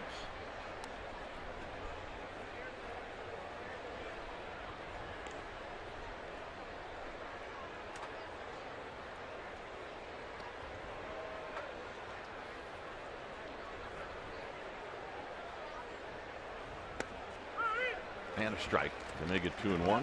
That's how you take away count leverage, with good location. That thing he's done so well.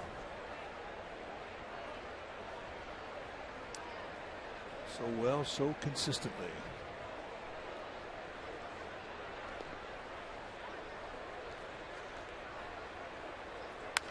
Look out down the left field line.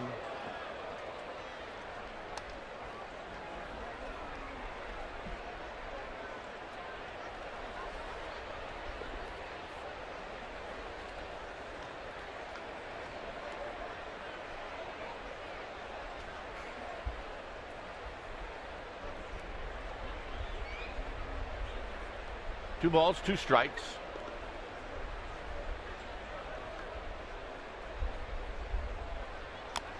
Ooh, and just over the glove of Hector Sanchez, and Dickerson lives to see another pitch.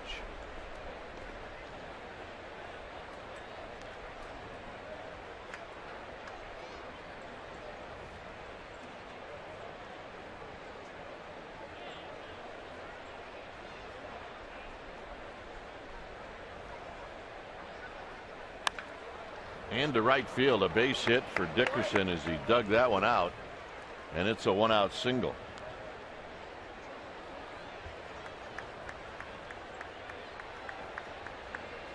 And that'll bring to the plate Kadire. Kadire nubbed one off the end of the bat and looped it over Scudero for a hit in the 4th, and that was the first hit for the Rockies.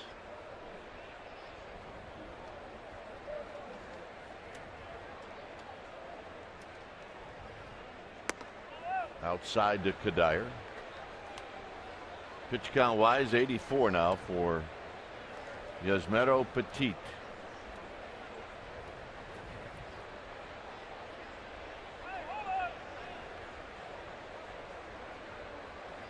Crawford and Scudero looking for a double play ball.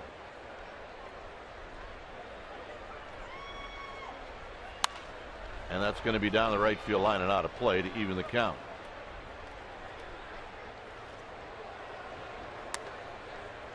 Well, Team Oracle out practicing today, and they need to tighten it up a little bit. They were beaten badly yesterday by New Zealand. So Oracle Team USA, we're rooting for you. They resume tomorrow. They'll race at 1:15. See it out at Pier 29, and then again at 2:30. So hopefully they can make a comeback. Low. I was there yesterday for the races, and they were leading going into the third leg, and they made a real bad mistake, and it cost them the race, and they wound up getting blown out of the water.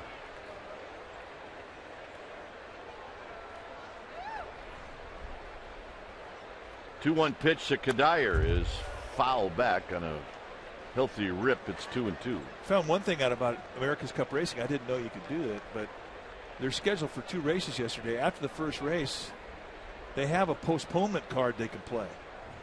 And Oracle Team USA, they played it.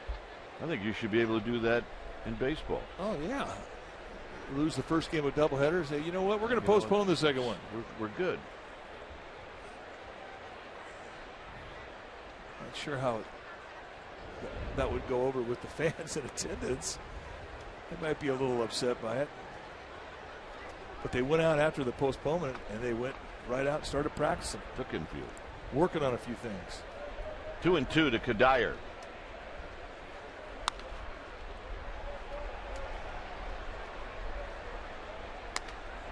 But I'll tell you what, though, it is exciting. It's amazing. These things go fast. Over 50 miles an hour in the water. And there's no engines on those. That's all wind. A couple of America Cuppers. There are a lot of people from New Zealand here at the ballpark the last couple of days, too.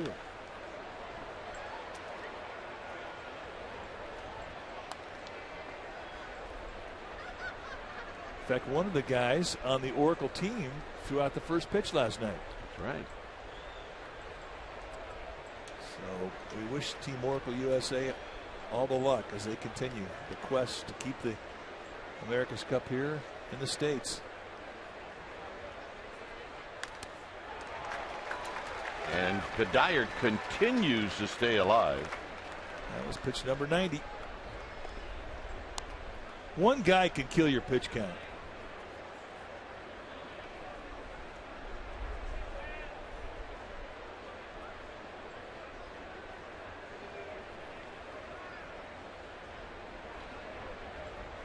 So Petit in a long battle with Kadire. And it'll continue because it's now 3-2.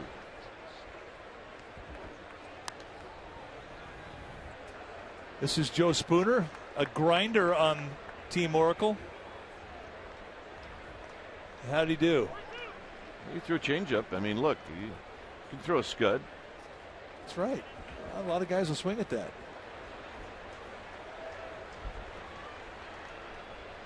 Dickerson goes, and a base hit to right field. Kadire, all he did was poke it to right field, and that'll put runners at the corners with 1 out.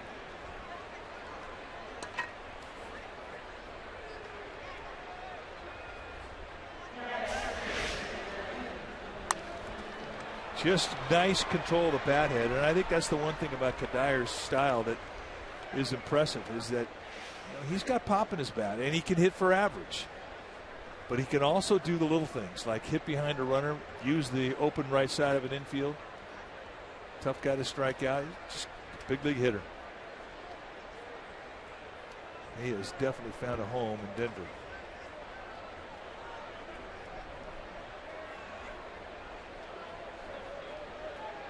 Canto's headed down to the bullpen.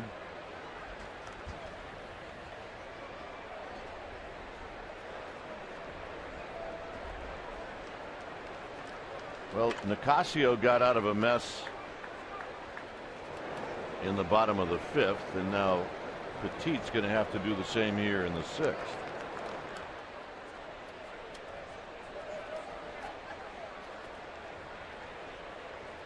Arenado knocked in a run with a base hit. He actually hit a ball through the right side. Very similar to the base hit you just watched off the bat of Kadire.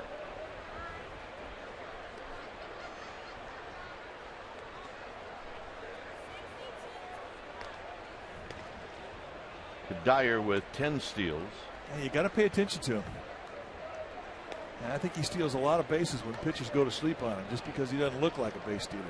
Smart base runner.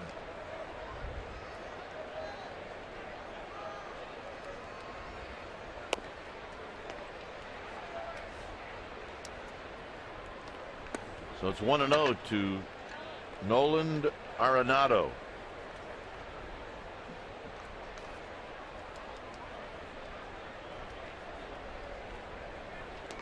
Dickerson along at bat, he's singled. Kadire along at bat, he's singled. And a drive to right. Pence is going to let it fall. Dickerson is going to score. The throw goes to third, and it's 2-1. As Arenado comes through again.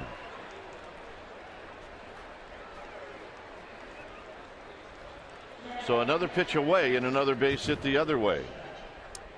Now this is the type of an at bat that gets people excited about Arenado, though. I mean, this is a young hitter, and he really has done one thing that has impressed. He's made adjustments in his two-strike approach. Nice solid front side.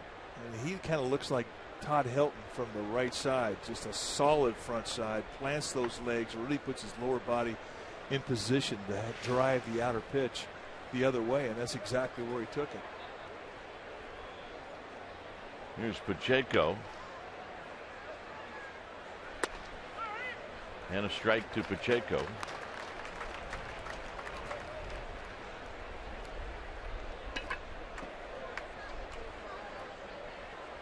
Petit needs a ground ball bad. Hit right at a middle infielder. Hard.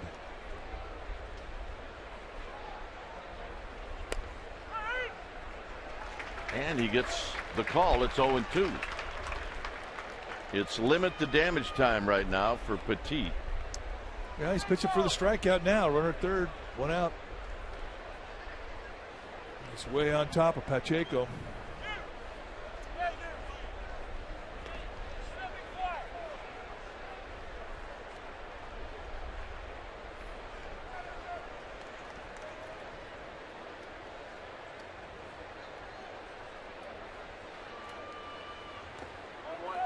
Blocked by Sanchez, 1-2.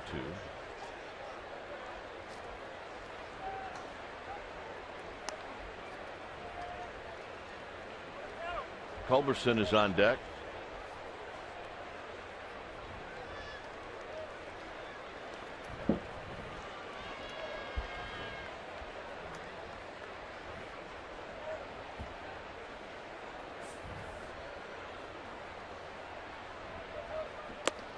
Two and two.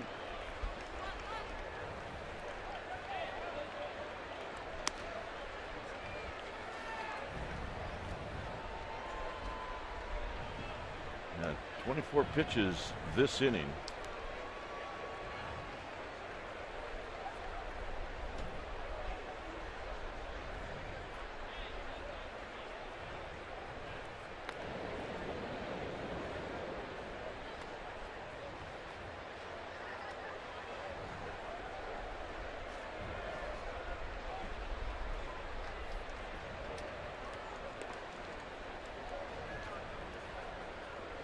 Going away.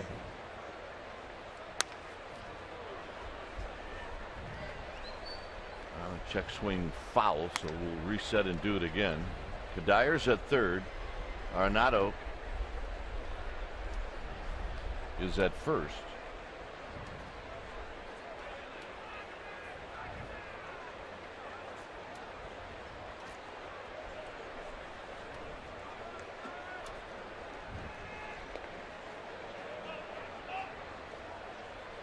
Got him.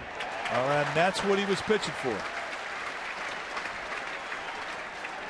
And of his 7 strikeouts today, this is the biggest one because it is a pure strikeout situation. Now,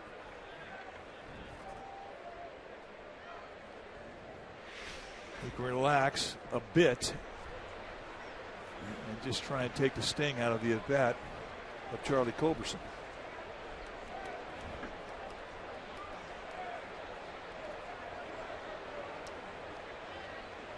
Culberson has struck out twice. Curveball and a swing. And a miss. May have been a slider. It's 0-1. And he had a good pitch to hit right there.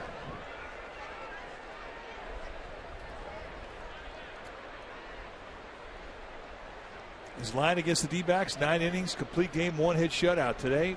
5 hits, a couple runs allowed through 5 2/3. And Culberson is going to come through with a 2-out base hit, knocking in Kadire. And Bruce Bochy, I do believe, is going to come and get Petit.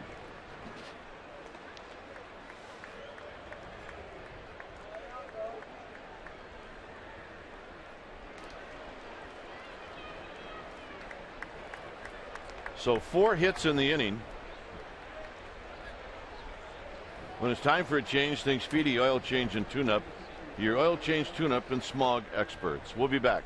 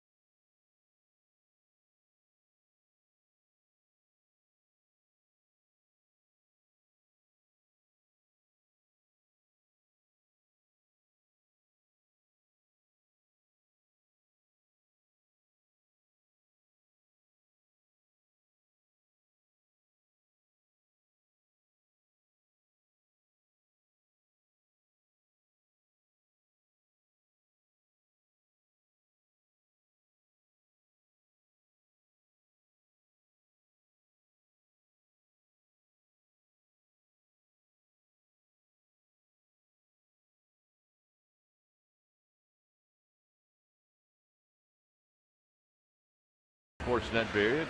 Top of the hour, first pitch, and it'll be game 1 of that 4-game series. And it's going to be fun. And there's the road trip.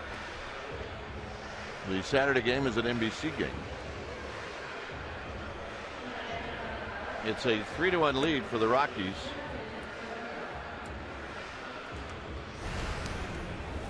George Contos, the new pitcher now for Bruce Bochy. Take a look at what Contos has done in 46 games. And he is coming in here to try and put out the fire. Last night I had a similar situation, and he came in and did put out that fire.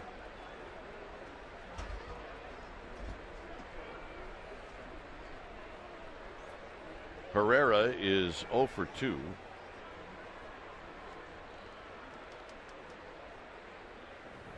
I think what happened to Petit, he just got involved in some really tough at-bats that inning and got a little fatigued. Dickerson along at bat, Kadire along at bat. Turned out Pacheco's at bat was pretty long.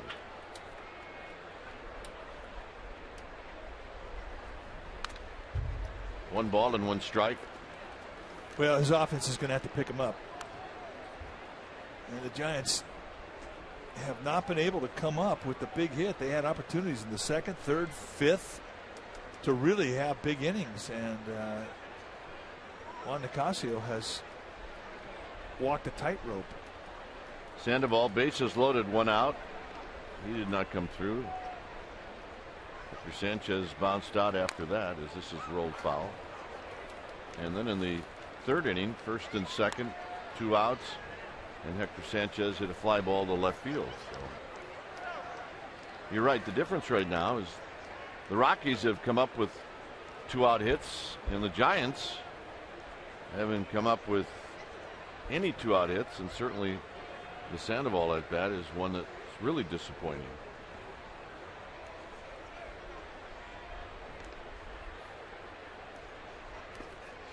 Down low, 2-2.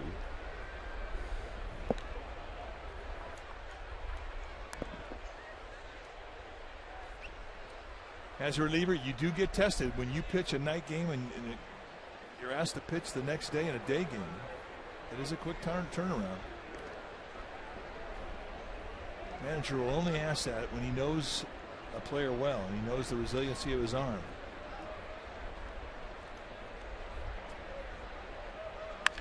Hit on the ground into left field, a base hit. They're going to wave in the runner. Here's Kieschnick's throw. It's on the money. They got him. Nice throw by Kieschnick. Nice tag by Sanchez. And they do limit the damage to 2 runs. Did they get him? Maybe. Kinda. They got him. Nice call by Greg Gibson.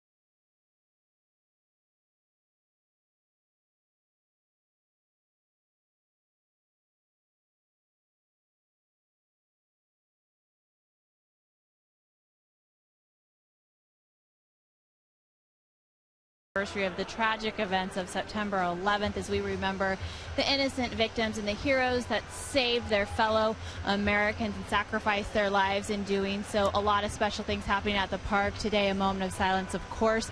And Captain Dean Crispin from Station 28 and firefighter Derek O'Leary, driver of Rescue Squad 1 from Station 1. Dwayne and Mike, these 2 gentlemen, when 9/11 happened, took their own vacation time, spent their own money to get onto a commercial flight to fly back and help their brethren, along with a lot of friends and a lot of co-workers. Thank you to them. Thank you to everyone. 9/11, we will never forget. Dwayne? Thank you, Amy, and you're right. We will never forget. It's just amazing how time has passed and the memory is still so fresh. 3-1 Colorado. We're in the bottom of the 6th inning. And Chad Bettis getting set to do his work.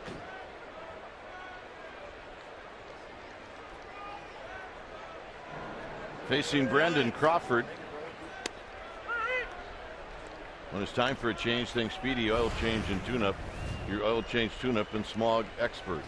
Chad Bettis, been in 8 games, rocked around a little bit. 46 hits, 18 walks, and 37 2/3. He's got a good arm. Bettis throws hard. I mean, it's low to mid 90s. Got a curveball, slider, and a changeup. Pitches you would see a starter have, which is what he has always been. Last year, missed the entire year because of shoulder surgery. former second-round pick out of Texas Tech in 2010.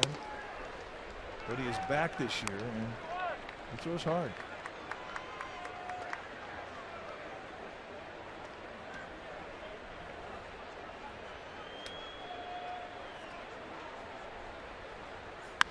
Crawford out of play.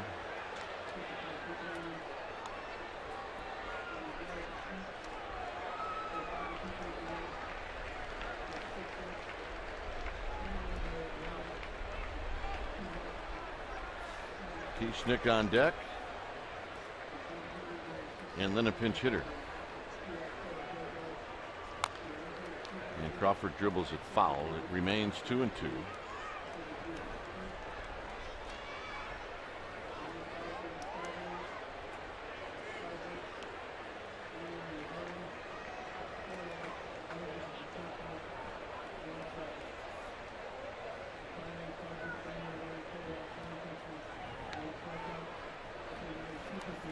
Two-two pitch. Here it is to Crawford, and Crawford chases a pitch in the dirt, and Pacheco will throw him out. Good changeup there. Wow.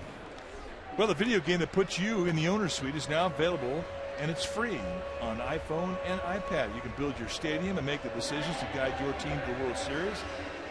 Download MLB Ballpark Empire free today. Data and usage rates may apply. Check it out. A lot of fun.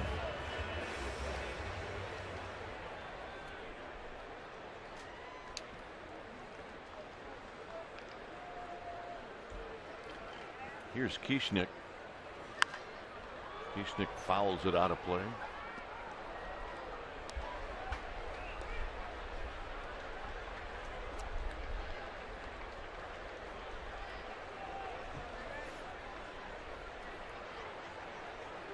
In at third is Arenado.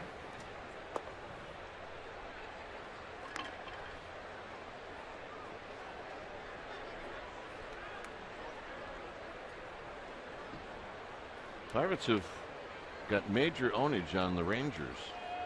Beat him again today. Well, that's after the Pirates had gotten swept in St. Louis. They continued their road trip into Texas, which promised to be a very nasty road trip, and they sweep the Rangers. How about that? Unbelievable.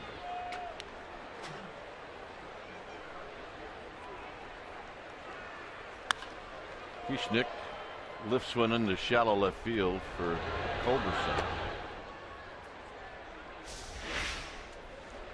Well, let's watch the throw that ended it for the Rockies in the 6th inning. Kieschnick coming in, throwing a one-hop strike, and Hector Sanchez put the hammer on.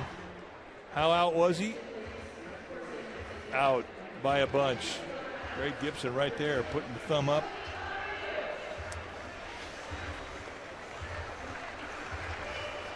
So third base coach Stu Cole got a little froggy there and got burned. Here's Abreu, who's going to pinch hit with 2 outs.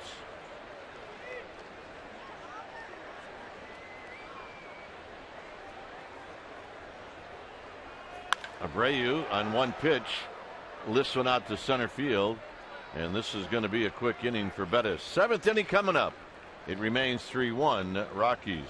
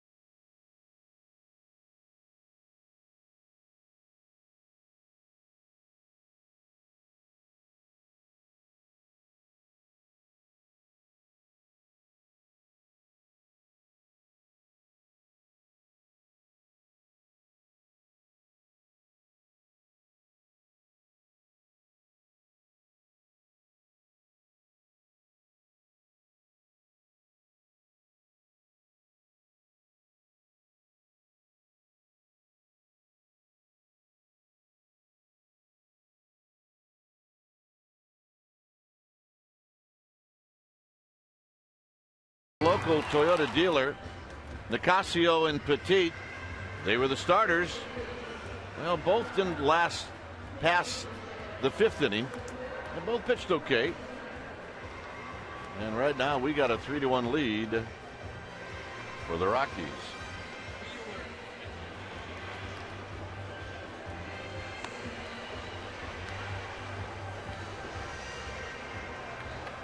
When it's time for a change, think Speedy Oil Change and Tune-Up. Your oil change, tune-up, and smog experts. Guillermo Moscoso, the new pitcher now for the Giants. Take a look at the numbers that he has amassed. This will be his 11th appearance. 1-2 with a 4.43 ERA, 25 strikeouts and 22 in the third. At times he has been lights out. At other times he has had problems with the strike zone. See 15 walks and 22 in the third. That's too many.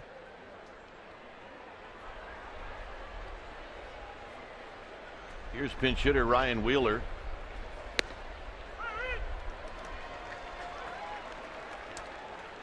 Blackman on deck, and then Rutledge.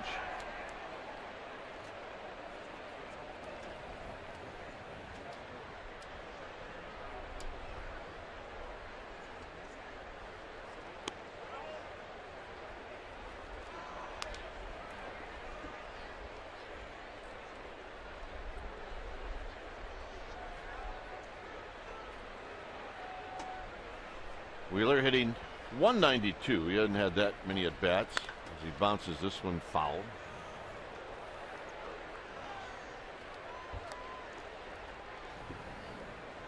Wheeler 5 for 26 since his September call up.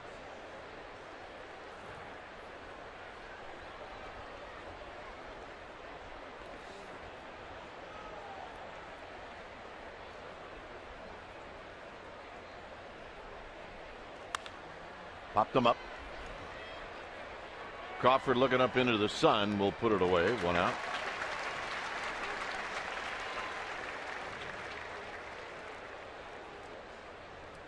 And that'll bring to the plate the leadoff hitter, Charlie Blackman.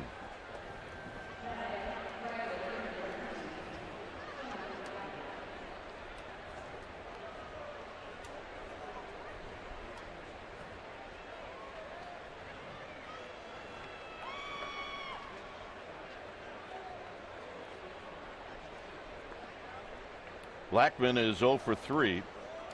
Blackman and Rutledge have not been on base in this game, but after that, Dicker's been on twice, Kadir's been on twice, Arenado's been on twice, and those are the 3 that have done the damage.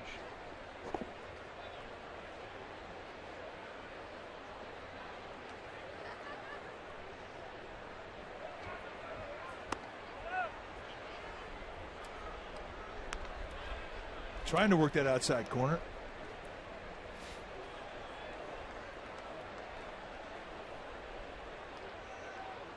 Moscoso's slow worker, very deliberate.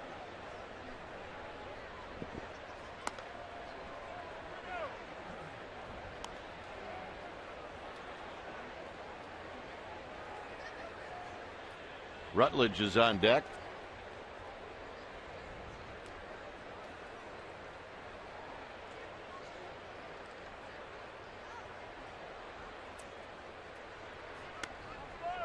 And that's a 4-pitch walk.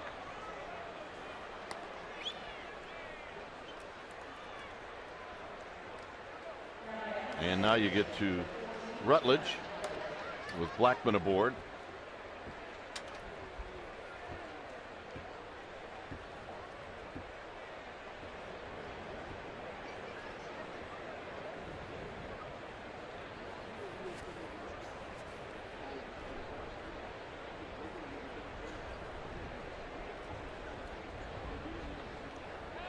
And a quick toss, and back is Blackman.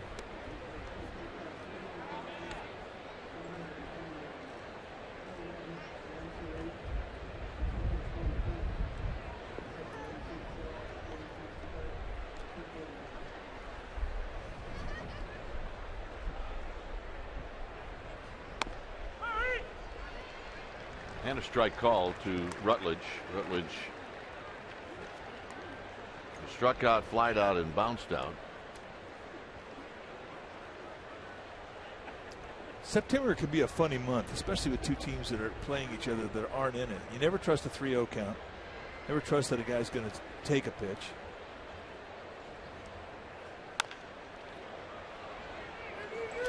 Hunter Pence will come in on this pop up to right. Never trust a bunt situation because a lot of managers will say, the heck with it. Just hit. And as we talked about it yesterday a bit, guys get into these salary drive moments, they'll steal whenever. If they're trying to get the stolen base statistic on their statistic sheet pumped up a little bit, it could be a weird month.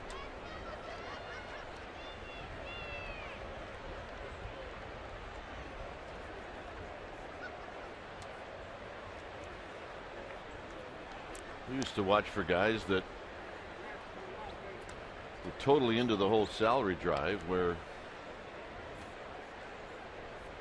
they might ignore bunt signs, they might ignore take signs. And you really got to keep an eye out for that.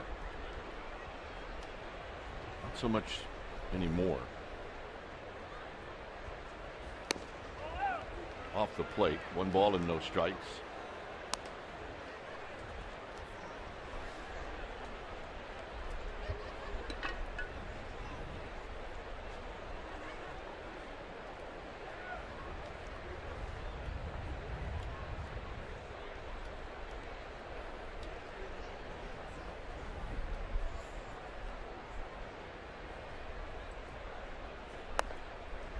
Two and 0 to Dickerson. So Moscoso has fallen behind the last 3 hitters. It's 2 balls and no strikes.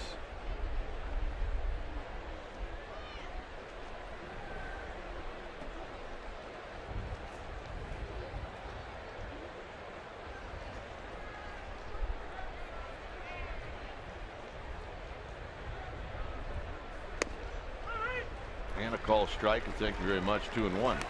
Yeah, that was, it didn't have to be strike.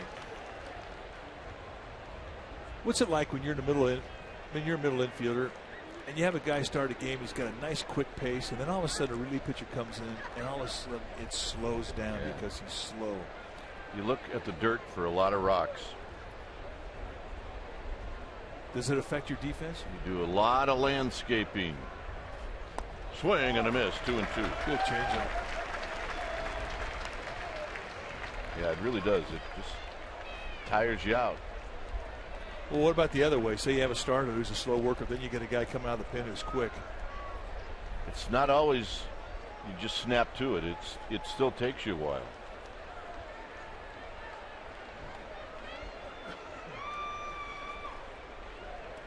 Two balls, 2 strikes.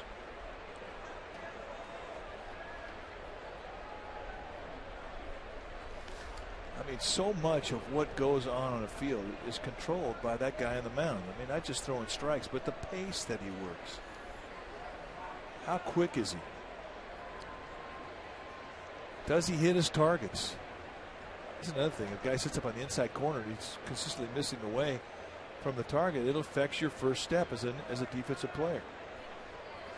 Can't cheat. Runner goes, swinging a foul out of play.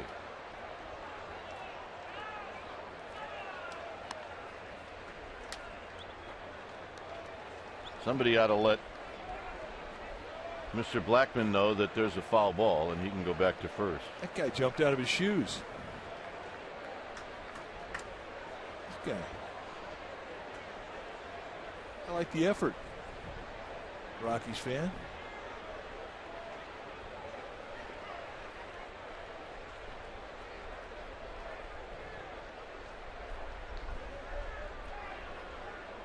Hey, ZZ Top's here. 2 balls, 2 strikes.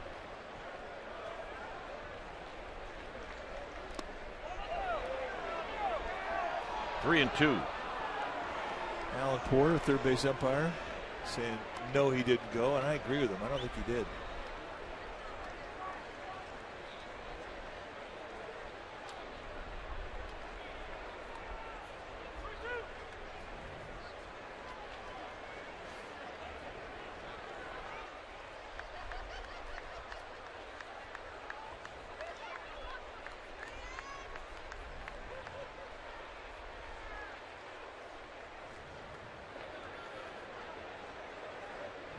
Runner goes on the ground to Crawford. Crawford knocks it down but recovers, and he throws him out.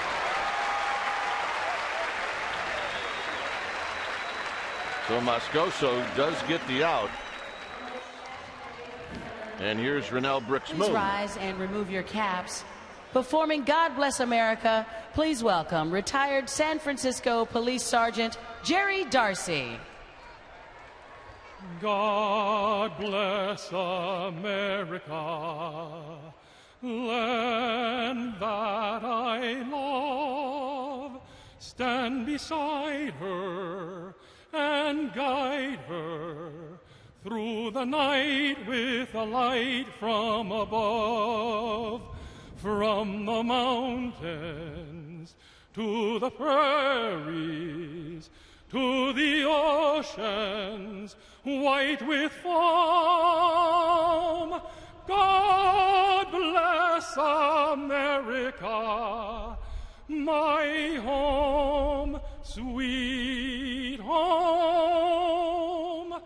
God bless America, my home, sweet home.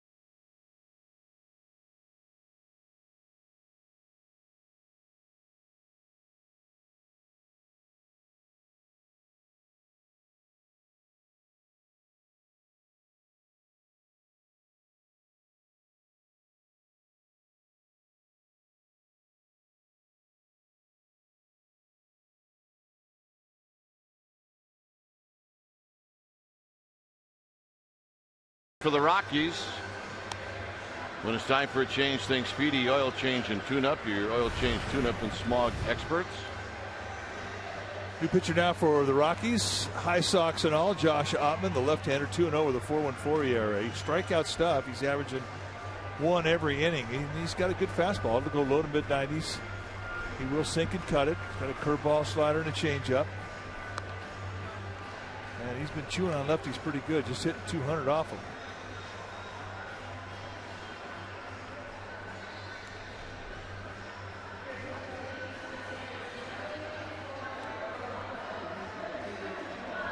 They are having a ball. Gamer Grandma, 90 years old today. Juan Perez is going to pinch hit for Blanco.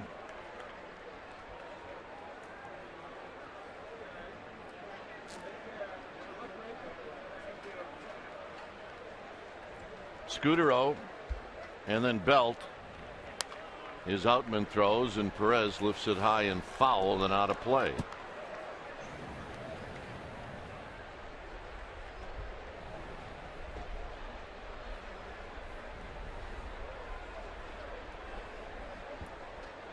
So Outman, the third Rockies pitcher this afternoon. Nicasio started, then Bettis, now the lefty.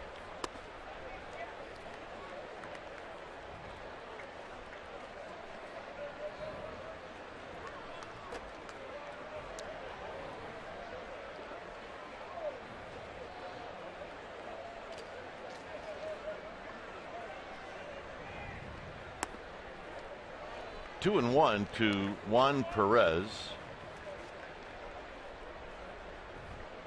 Outman came over to the Rockies from the A's. January of 2012 was in the trade that sent Seth Smith from Colorado to Oakland.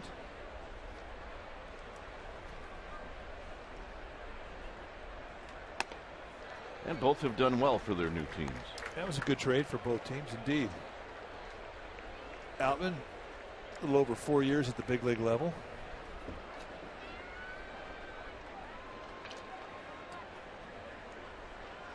Turns 29 in a few days. And a walk, so it's good news for the Giants. Bad news for Walt Weiss,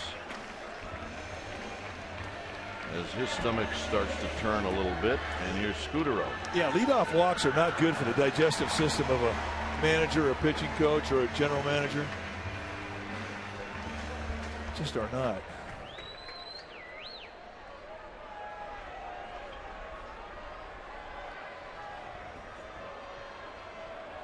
Scutaro doubled in the 5th.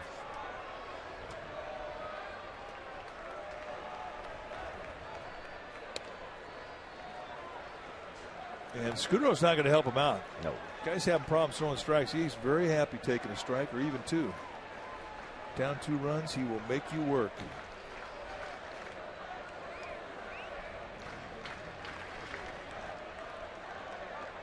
Belt on deck. It's Scutaro ahead in the count, 1-0.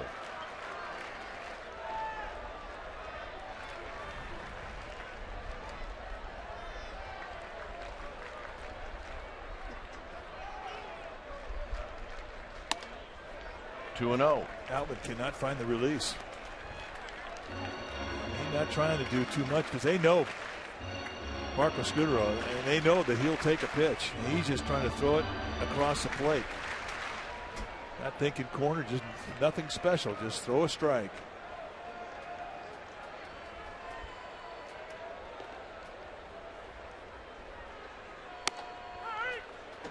And Outman comes in with a strike, so it's 2-1. So that should settle him down just a little bit.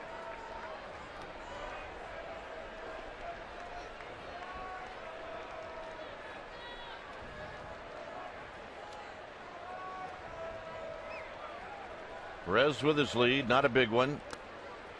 And it's 3-1 to Scutaro. Easy take there.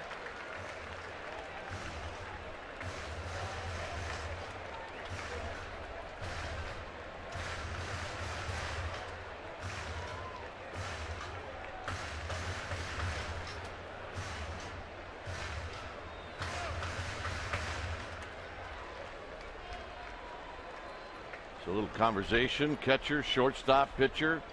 3 balls and 1 strike.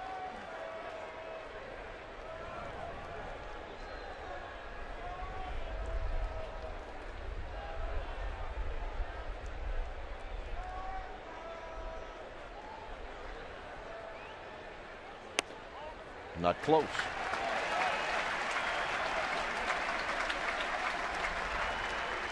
So we're going to get a visit again. Yep, Jim Wright heading out.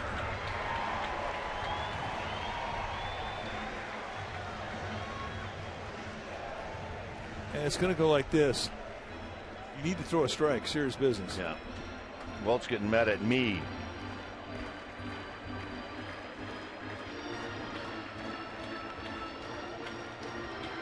Well, a reminder to stay tuned immediately after Giants baseball for Esurance Giants postgame live. Highlights, reaction, and analysis. And it's all coming up right after the game.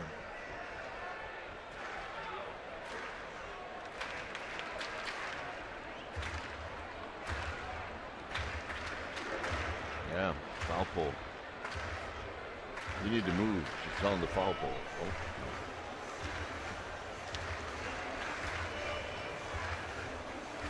So here's Belt.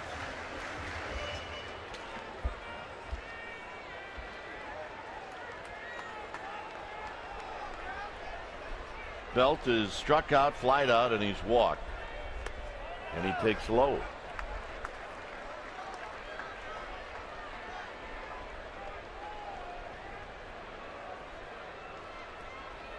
So Outman trying to find it on the fly.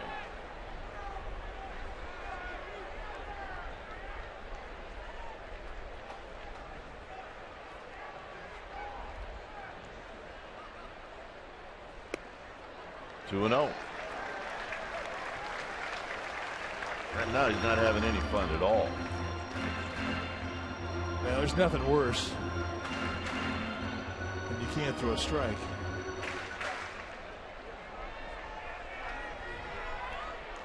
Well, 12 pitches, 10 balls.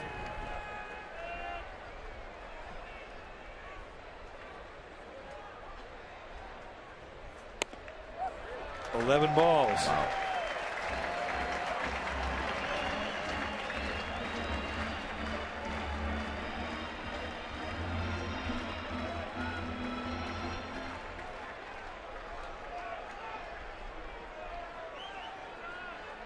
This has to be a strike.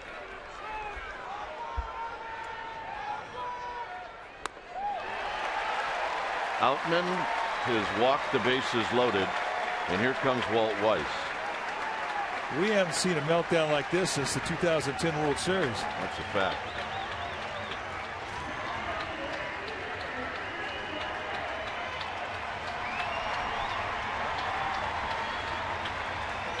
Ottavino coming in. It's 3-1 Rockies.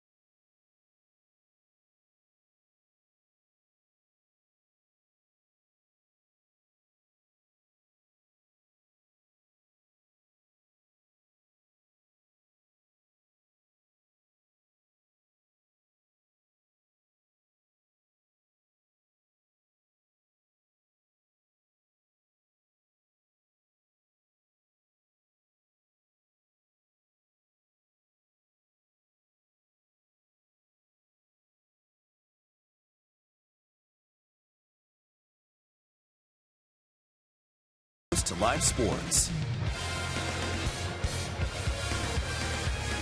Rockies with a 3-1 lead, but the Giants got some help here in the 7th. So they're putting out a call to Adam Ottavino. And this is what he has done in 44 games. He's been very solid. 71 strikeouts in 72 innings. Tells you what type of stuff he has. It's good stuff. Slow to mid-90s fastball that he will sink and cut. Hard slider and a changeup. And you're going to see a lot of sink and a lot of sliders down around the knees as he's looking for ground balls right now.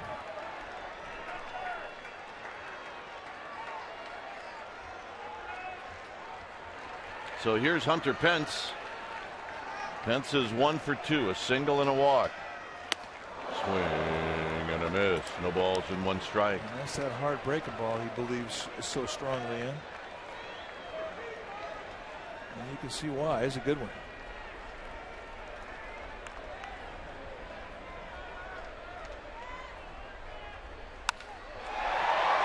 High drive. Left field. Caught at the wall. And coming in to score is Perez. And it's 3-2. Well, that's a great at bat, but I thought he has got a whole lot more with it. And everybody in here thought the same thing. And there has to be a little bit of disappointment in Hunter Pence. You follow Charlie Culberson. right to the wall where he makes the play. So the Giants have to settle and be happy with just the one. I'm not happy with the one. So here's Sandoval. Sandoval has had a number of opportunities today. He cashed in the third, and then he couldn't cash in the fifth.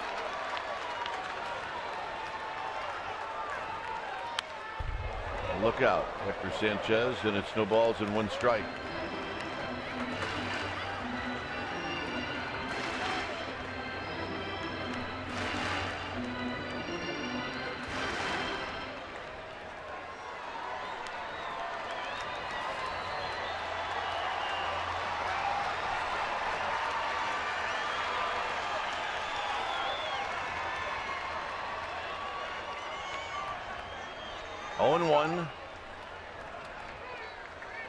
And let's have a meeting.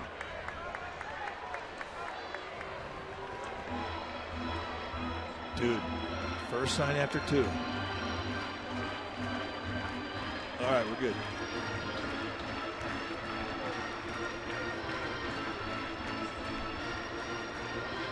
When the situation is such, you got a 1-run lead. With the 1-out runner at first and second, you should be pitching for the ground ball. You should be pounding the knees with sinkers and sliders.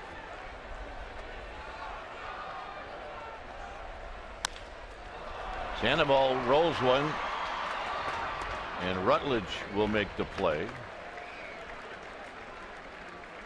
That's exactly what they feature. They do get the ground ball, but to the Giants' good fortune, they could only get 1 out. So both runners move up, a productive out. Giants looking for that hit that they have not been able to get all day. They have another opportunity here.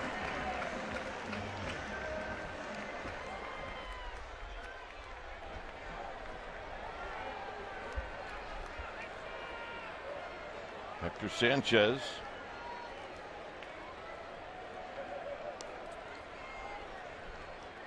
Waiting, and he hits one up the middle right at Ottavino.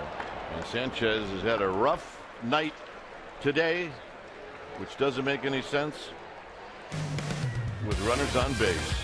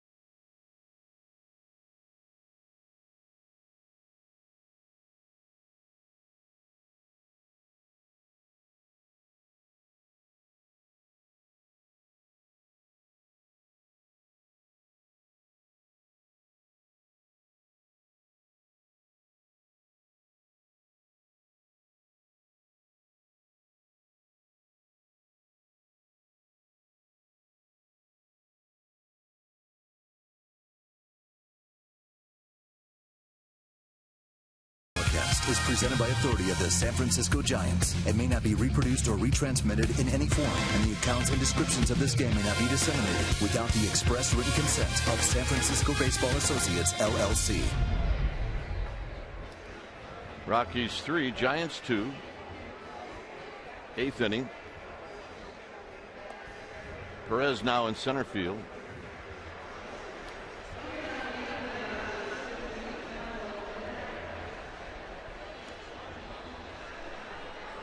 always like to get a little bit more than just one run with the bases loaded and nobody out. Yeah, when they walk the bags full, they're just saying, here, have an inning.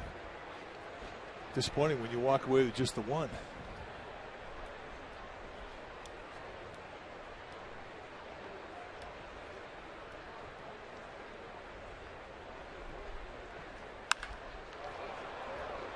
Kadire doesn't waste any time. Let's check in with Amy G. All right, gentlemen, I had the pleasure to spend some time with Donna Flannery. She is our Diamond Girl. It's brought to you by Acura, and it's available at csnferry.com. I love her. I hope you guys do, too, as much as I do. We talk about how difficult seasons aren't just difficult for the players and coaches. It's hard on the wives, too, and how she and Tim, mostly she, has been planning their daughter's wedding in this offseason. Donna Flannery, Diamond Girl, csnferry.com. All right, thanks, Amy. And, yeah, we'll look forward to that.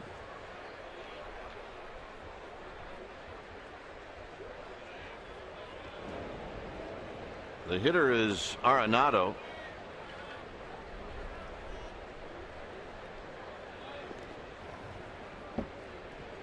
So Moscoso now will really slow things down.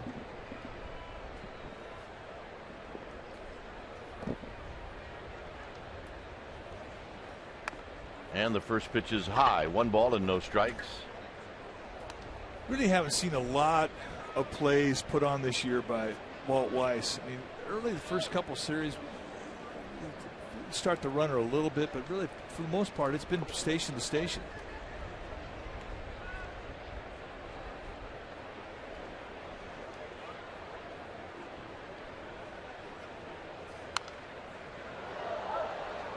Arenado fouls it back. It's 1 ball and 1 strike as Jake Dunning heads down to the bullpen.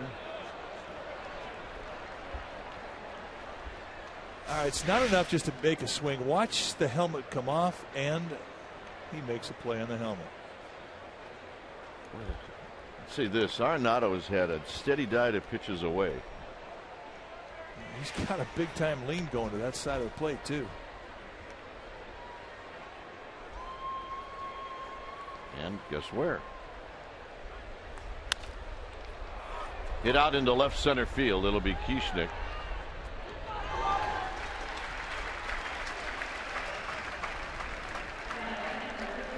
And here's Pacheco.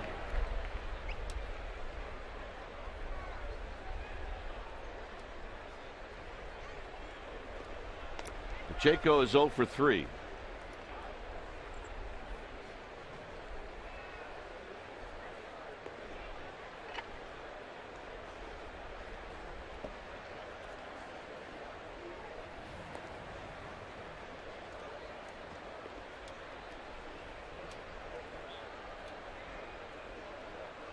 Kadire goes. It's a hit and run. Pence is going to make the catch, and Kadire is going to get doubled up, and that'll end the inning. The beauty of the line drive at somebody on a hit and run. Crawford's going to lead things off.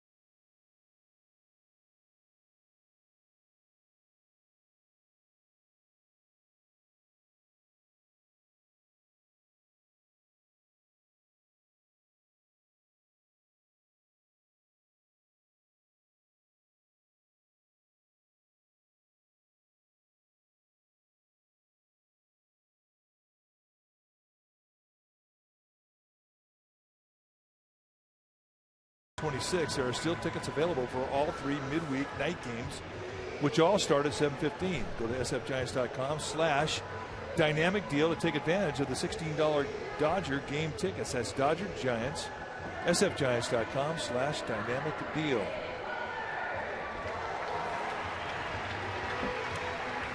(3-2) Colorado.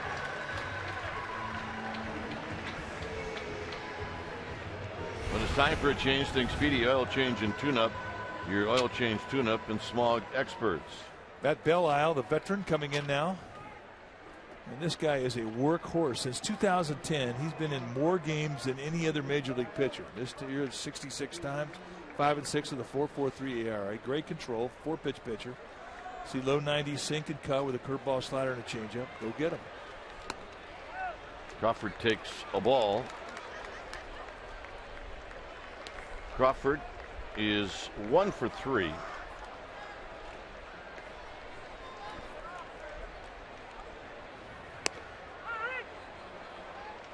Angel Pagan has come out of the dugout. He's on deck.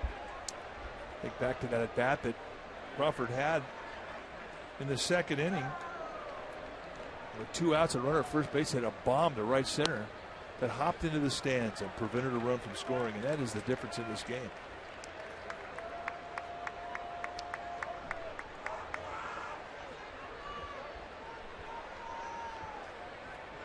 2-1 pitch coming up to Crawford.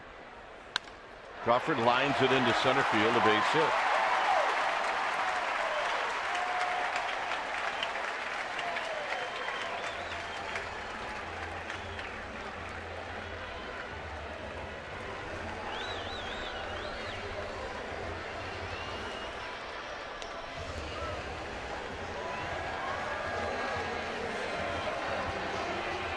So here's Pagan.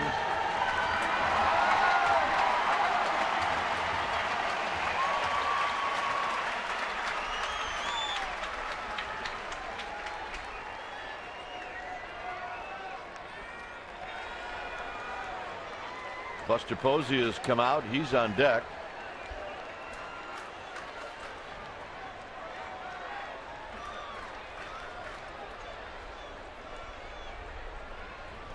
Pagan hitting .278.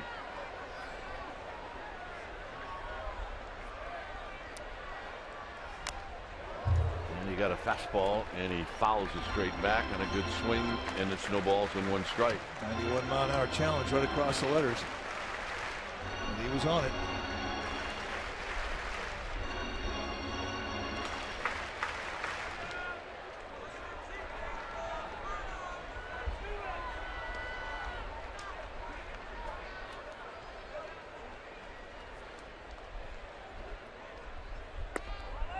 Just outside, maybe low. Pagan coming into the series 4 for 11 against Belisle with a couple of walks.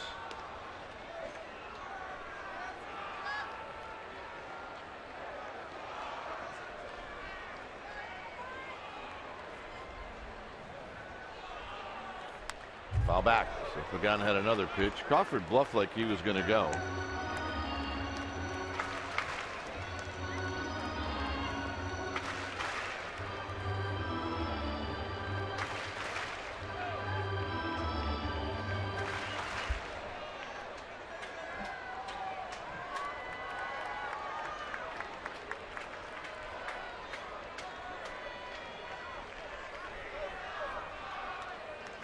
The 1-2 just outside, 2-2, so a good take.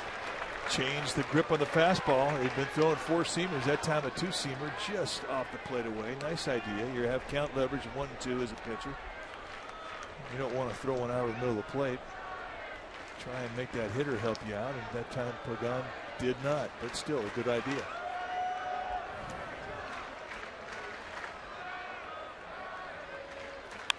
And a base hit to left field for Pagan.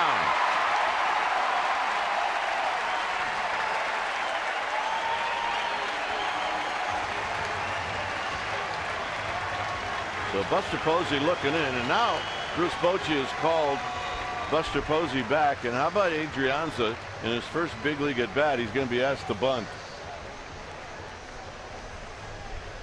Well, I mean, he's the guy who's best qualified to do it. He's a great bunter, or so they say. But this is kind of an unusual first big league at bat.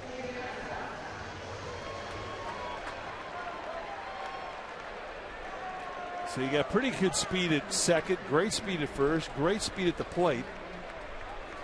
Pressure really is on Arenado. The bunt should go down the third base line. It's easier to push that bunt down there as a left-handed hitter than it is to bunt it to the third base line as a right-handed hitter. So all these things considered by Bruce Bochy. Here we go.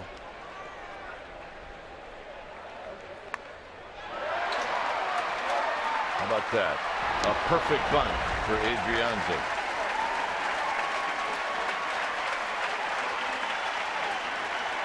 You just won't be talking about it that much to your kids or your grandkids. But you did get the job done. Well, Buster Posey's going to hit, but probably not.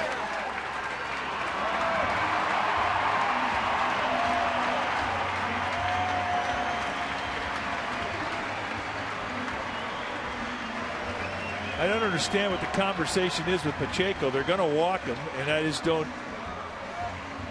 It's not like he's killing time for anybody in the bullpen. There's nobody down there. Some of the meetings the Rockies have had in the series make you scratch your head.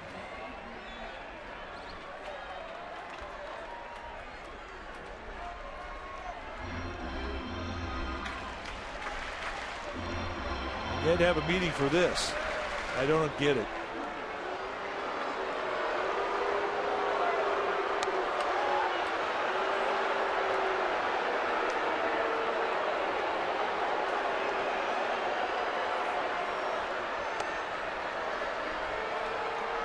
Scudero 3 for 9 with a double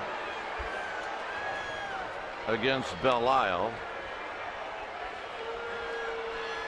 He's throwing 83 miles an hour with his intentional walk. Really, that's how you should do it, though. For some guys, that's the only way they can do it. Actually, Scudero 3 for 10. Belle-Isle got him on a ground ball on Monday.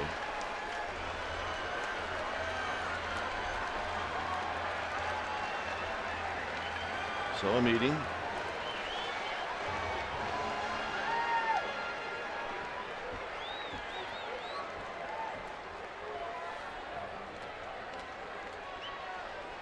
Well, I mean, with the bases loaded, though, I mean, it might be a time for a meeting as to how you want to pitch Scudero. They do know him very well. I mean, they have a book on him. He played for him.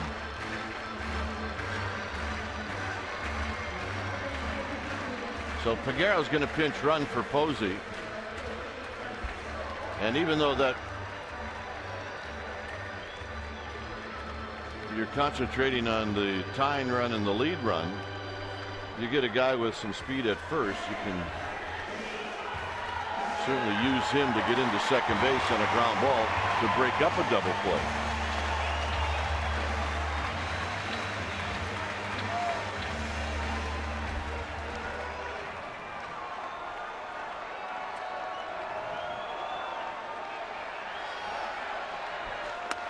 Scudero takes a strike, and it's 0-1.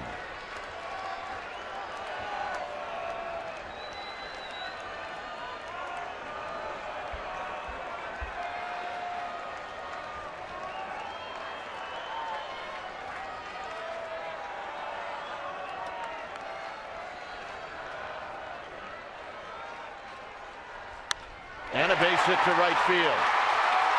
That's going to tie the game. Pagan stays at third.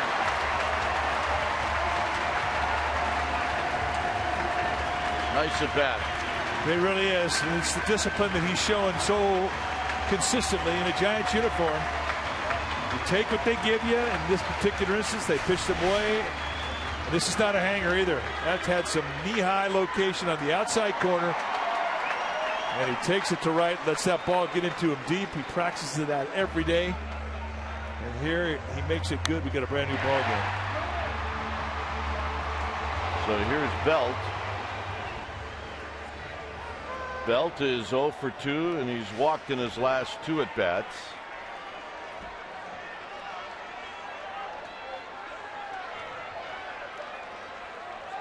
Infield in. Low, 1 ball and no strikes.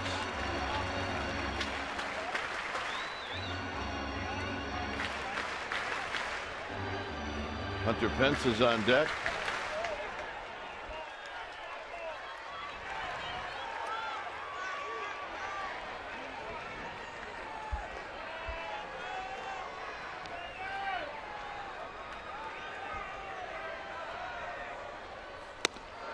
One ball and 1 strike. You can't throw a better cut fastball than that. That's perfect.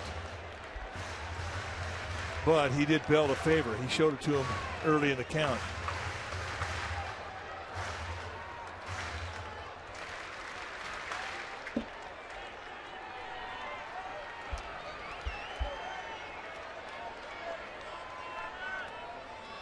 Pacheco going through a set of signs, and now timeout is called, maybe by Belt.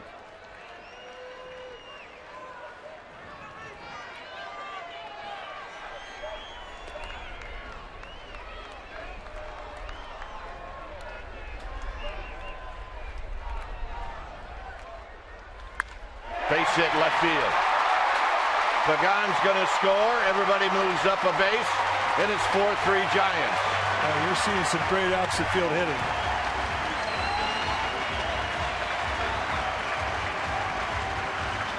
And for the first time since the 3rd inning, the Giants lead. Now, Belle Isle's got to be scratching his head. It's not a bad pitch. No, just like the pitch to Marco Scudero, it wasn't a bad pitch either. And the beauty of the swing of the bat is that Brandon Belt did not force the at-bat. He took what he gave him. And he has really, really blossomed with his opposite field approach, especially against righties.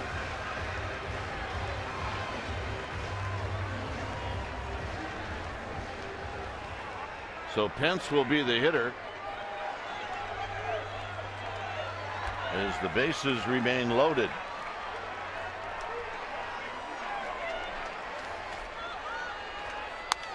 And Pence lifts one foul down the right field line and out of play. The inning started off with Crawford singling to center. Pagan pinch hit. He singled to left. Adrianza with a sacrifice bunt. Supposedly walked intentionally, and then back-to-back singles by Scudero and Belt. And here's a chance to add on. 1 ball and 1 strike.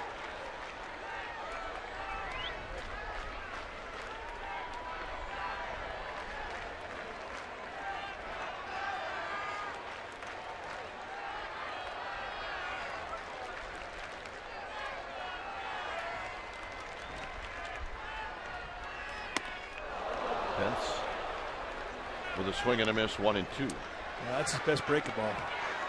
It's clear he's pitching for the strikeout, as well he should be. Another third, less than 2 outs. Well, I tell you what, that was nasty. And I think Hunter Pence will agree. Yeah, that looked like Belle Isle was ticked off. And this will be foul down the right field line.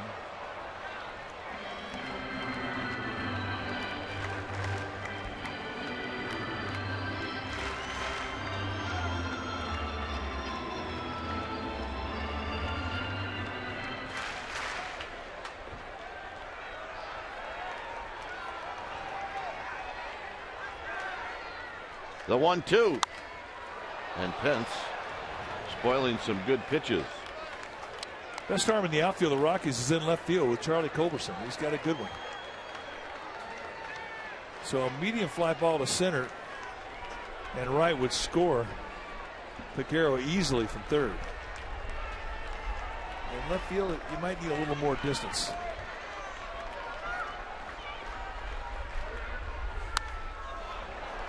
He had both legs in that swing.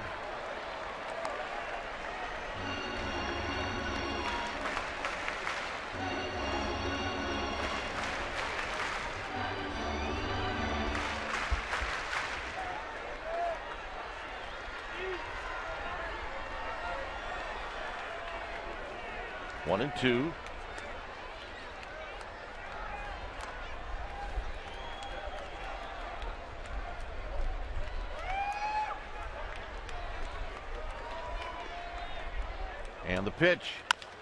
Tap. They're going to come home, and they got him at home. Not by much, but they did.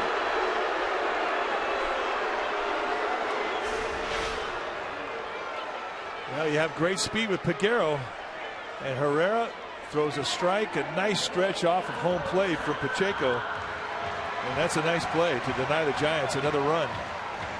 So watch it closely. How close was it? Close, but they did indeed get him. So here's Sandoval.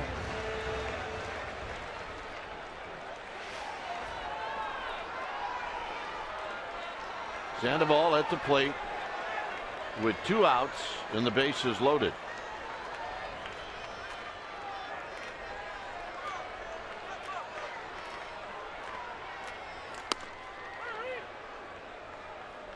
And Sandoval, who doesn't take many, took that one, and you could see he was upset that he did.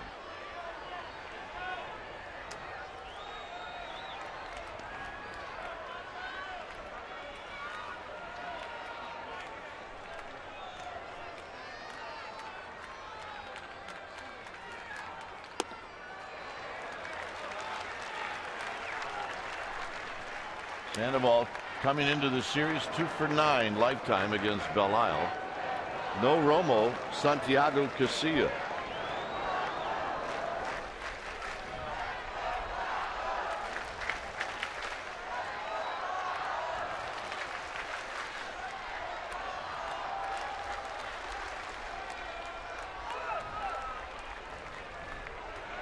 And we got a meeting.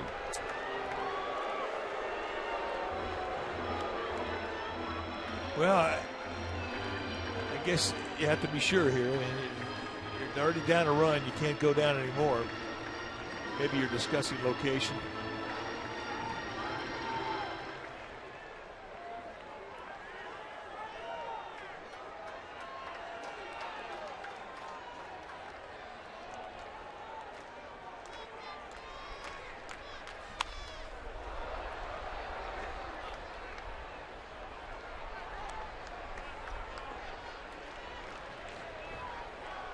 Sandoval with the bases loaded in the 5th at a soft line drive to Herrera. And then with runners at 2nd and 3rd in the 7th, he rolled out to the second baseman. He's going to drive this one foul off the bricks. Do we have a winner? We do. Careful down there, fellas. It's just a baseball. Not only did he get the ball from him, he left him hanging on the high five. 1-2 to Sandoval.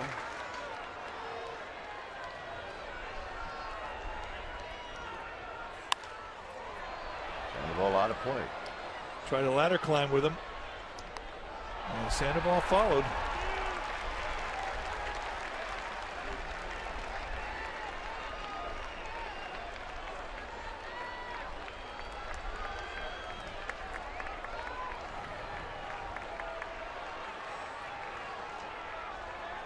So another chance for Sandoval on the 1-2 pitch.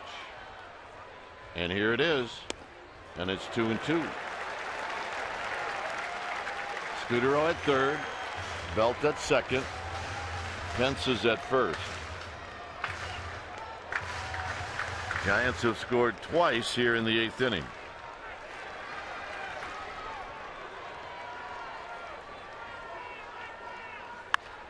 Out of play.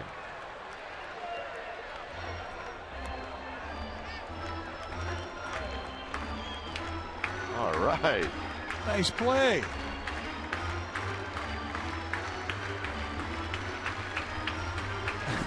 That is sheer joy.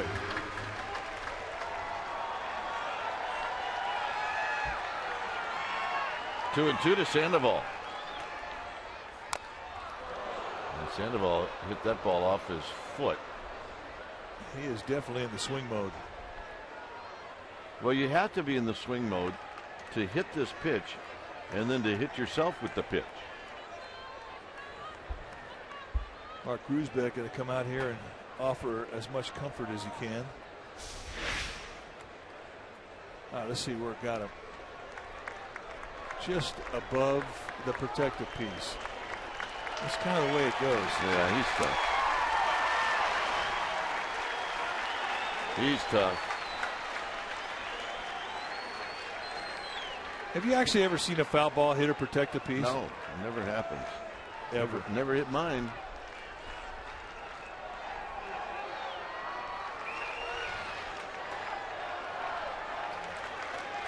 But if you don't wear it, it's going to hit it.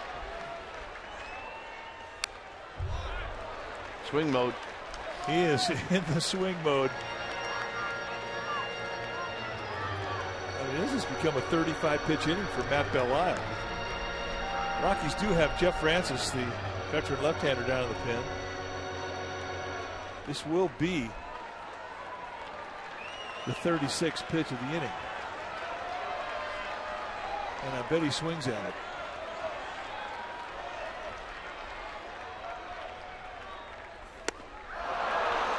And that'll end the inning. Giants scored twice. We'll go to the ninth. 4-3 San Francisco.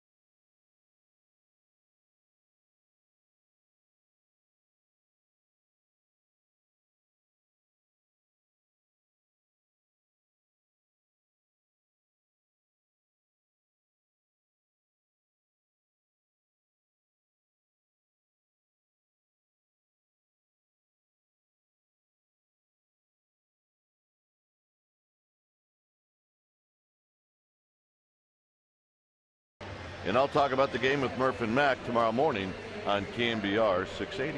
Murph and Mac stopped by today to see us. Giants with 2 in the 8th to take the lead. It's 4-3. When it's time for a change, think Speedy Oil Change and Tune-Up. Your oil change tune-up with Smog experts. So Santiago Casilla going to come in today and try and close this one out. This is a save opportunity. Normally you would see Sergio Romo. He pitched in last night's ball game. Today, not available. For Casillas, 47th time that he's come in. He's got a save on the year, 2 opportunities. 1.96 ERA, and nobody's hitting him. Not lefties, not righties.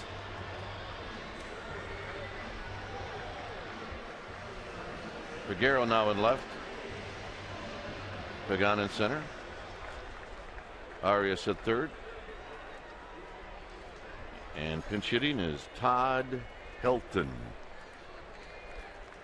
which could very well be his last at bat ever in San Francisco. And he takes a pitch wide, 1-0. Not by much.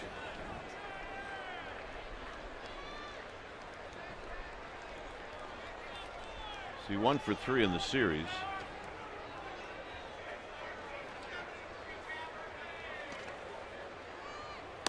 He is a tough out, even at his age. Over 16 years at the big league level. Helton out of Knoxville, Tennessee, played for the University of Tennessee football. He was the guy that followed Peyton Manning. Foul back. Or at least he was there when Peyton Manning was there. Yeah, I think it was just the other way around. So Peyton Manning followed him? Okay, good. I'll clean you up on that. Still, it gives you an idea what type of athlete he is. And that's the point. And he has had a great career at the big league level. High fastball and a nice catch by a fan. It's 2-2. Okay, one thing about this homestand, we've seen some great plays by the fans. Majority of them have brought their gloves. This gentleman going commando, no glove. Makes it look easy. Not a problem.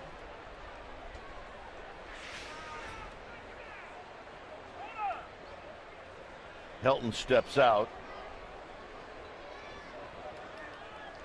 Helton hitting for Culberson.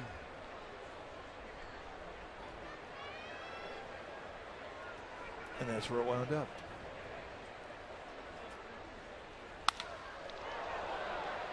Pagan coming in, and he'll make the catch. 1 out.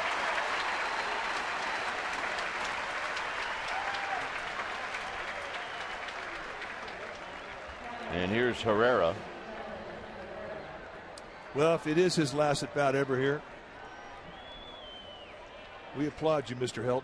Yeah, great career. You played it with class. Herrera 1 for 3.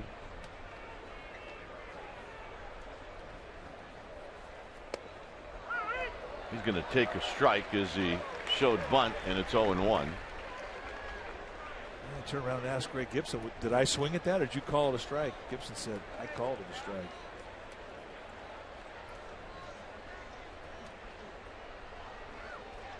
Outfield shallow. And he's going to try again, and it's nothing than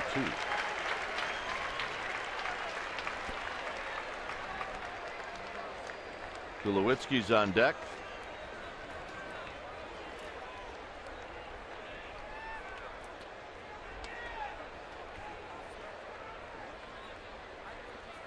Got him. 2 down in the 9th. Oh, sweet nasty pitches. A sinker, a four-seamer, and a hook. See you later. And here's the payoff pitch. Grab some pine meat. You just got worked. Tulowitzki a day off until now. He's 1 for 3 lifetime against Casilla.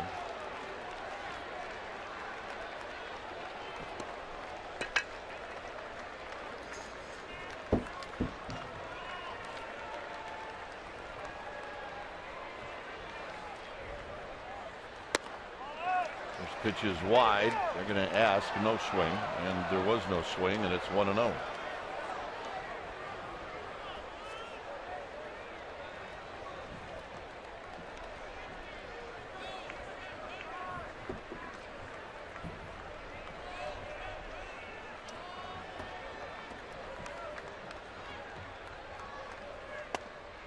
And a strike. So Tulowitzki probably will give it a shot. Yeah, he'll definitely come out of his shoes at least one swing here. And then once he gets 2 strikes, maybe then try to work his way on.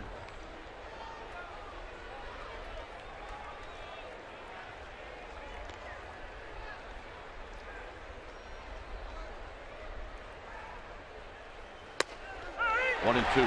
So Casilla stays away at 95. Yeah, and you can see the two-seam movement coming back on that outside corner, and to be able to do it with a high velocity, that's just a great pitch. And that is perfecto. Hector Sanchez never moved the glove.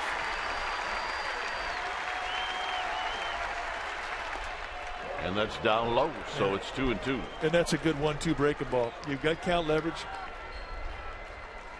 A lot of guys swing at that. And he's got another pitch to do the same thing.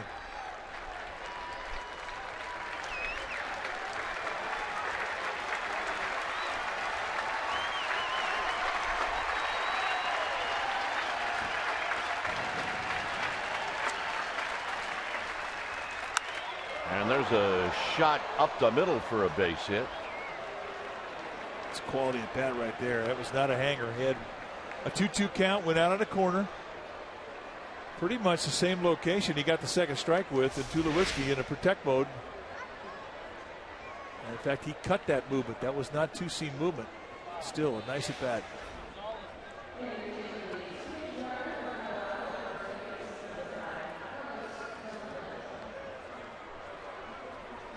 So Gonzalez is going to pinch run.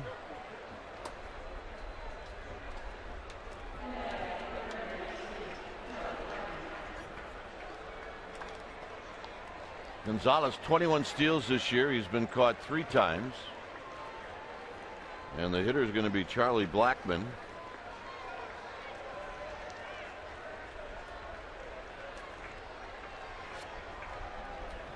So Casillas going to have to keep an eye on Gonzalez.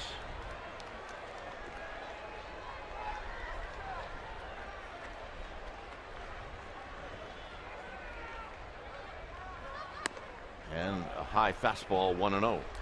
95-mile-an-hour fastball. Casillas got his best gas we've seen at AT&T in a while. You see that type of velocity on the road when it's warmer, but here in San Francisco, he doesn't usually get to 95.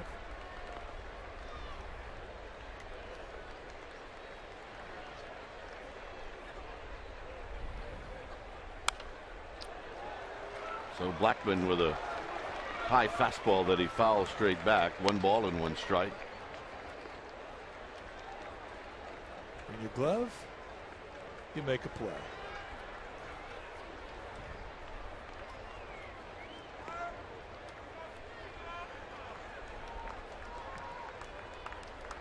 One ball and 1 strike. It's a great picture.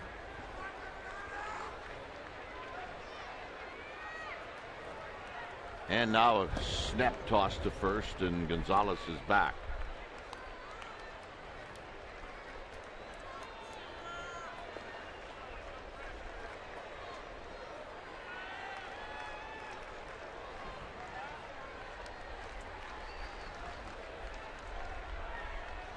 And a soft toss just to let Gonzalez know.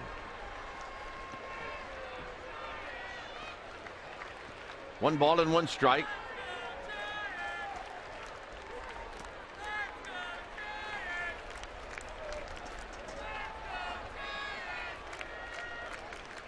And a bunt. And it's going to be Sanchez. Got him, and that's the ball game.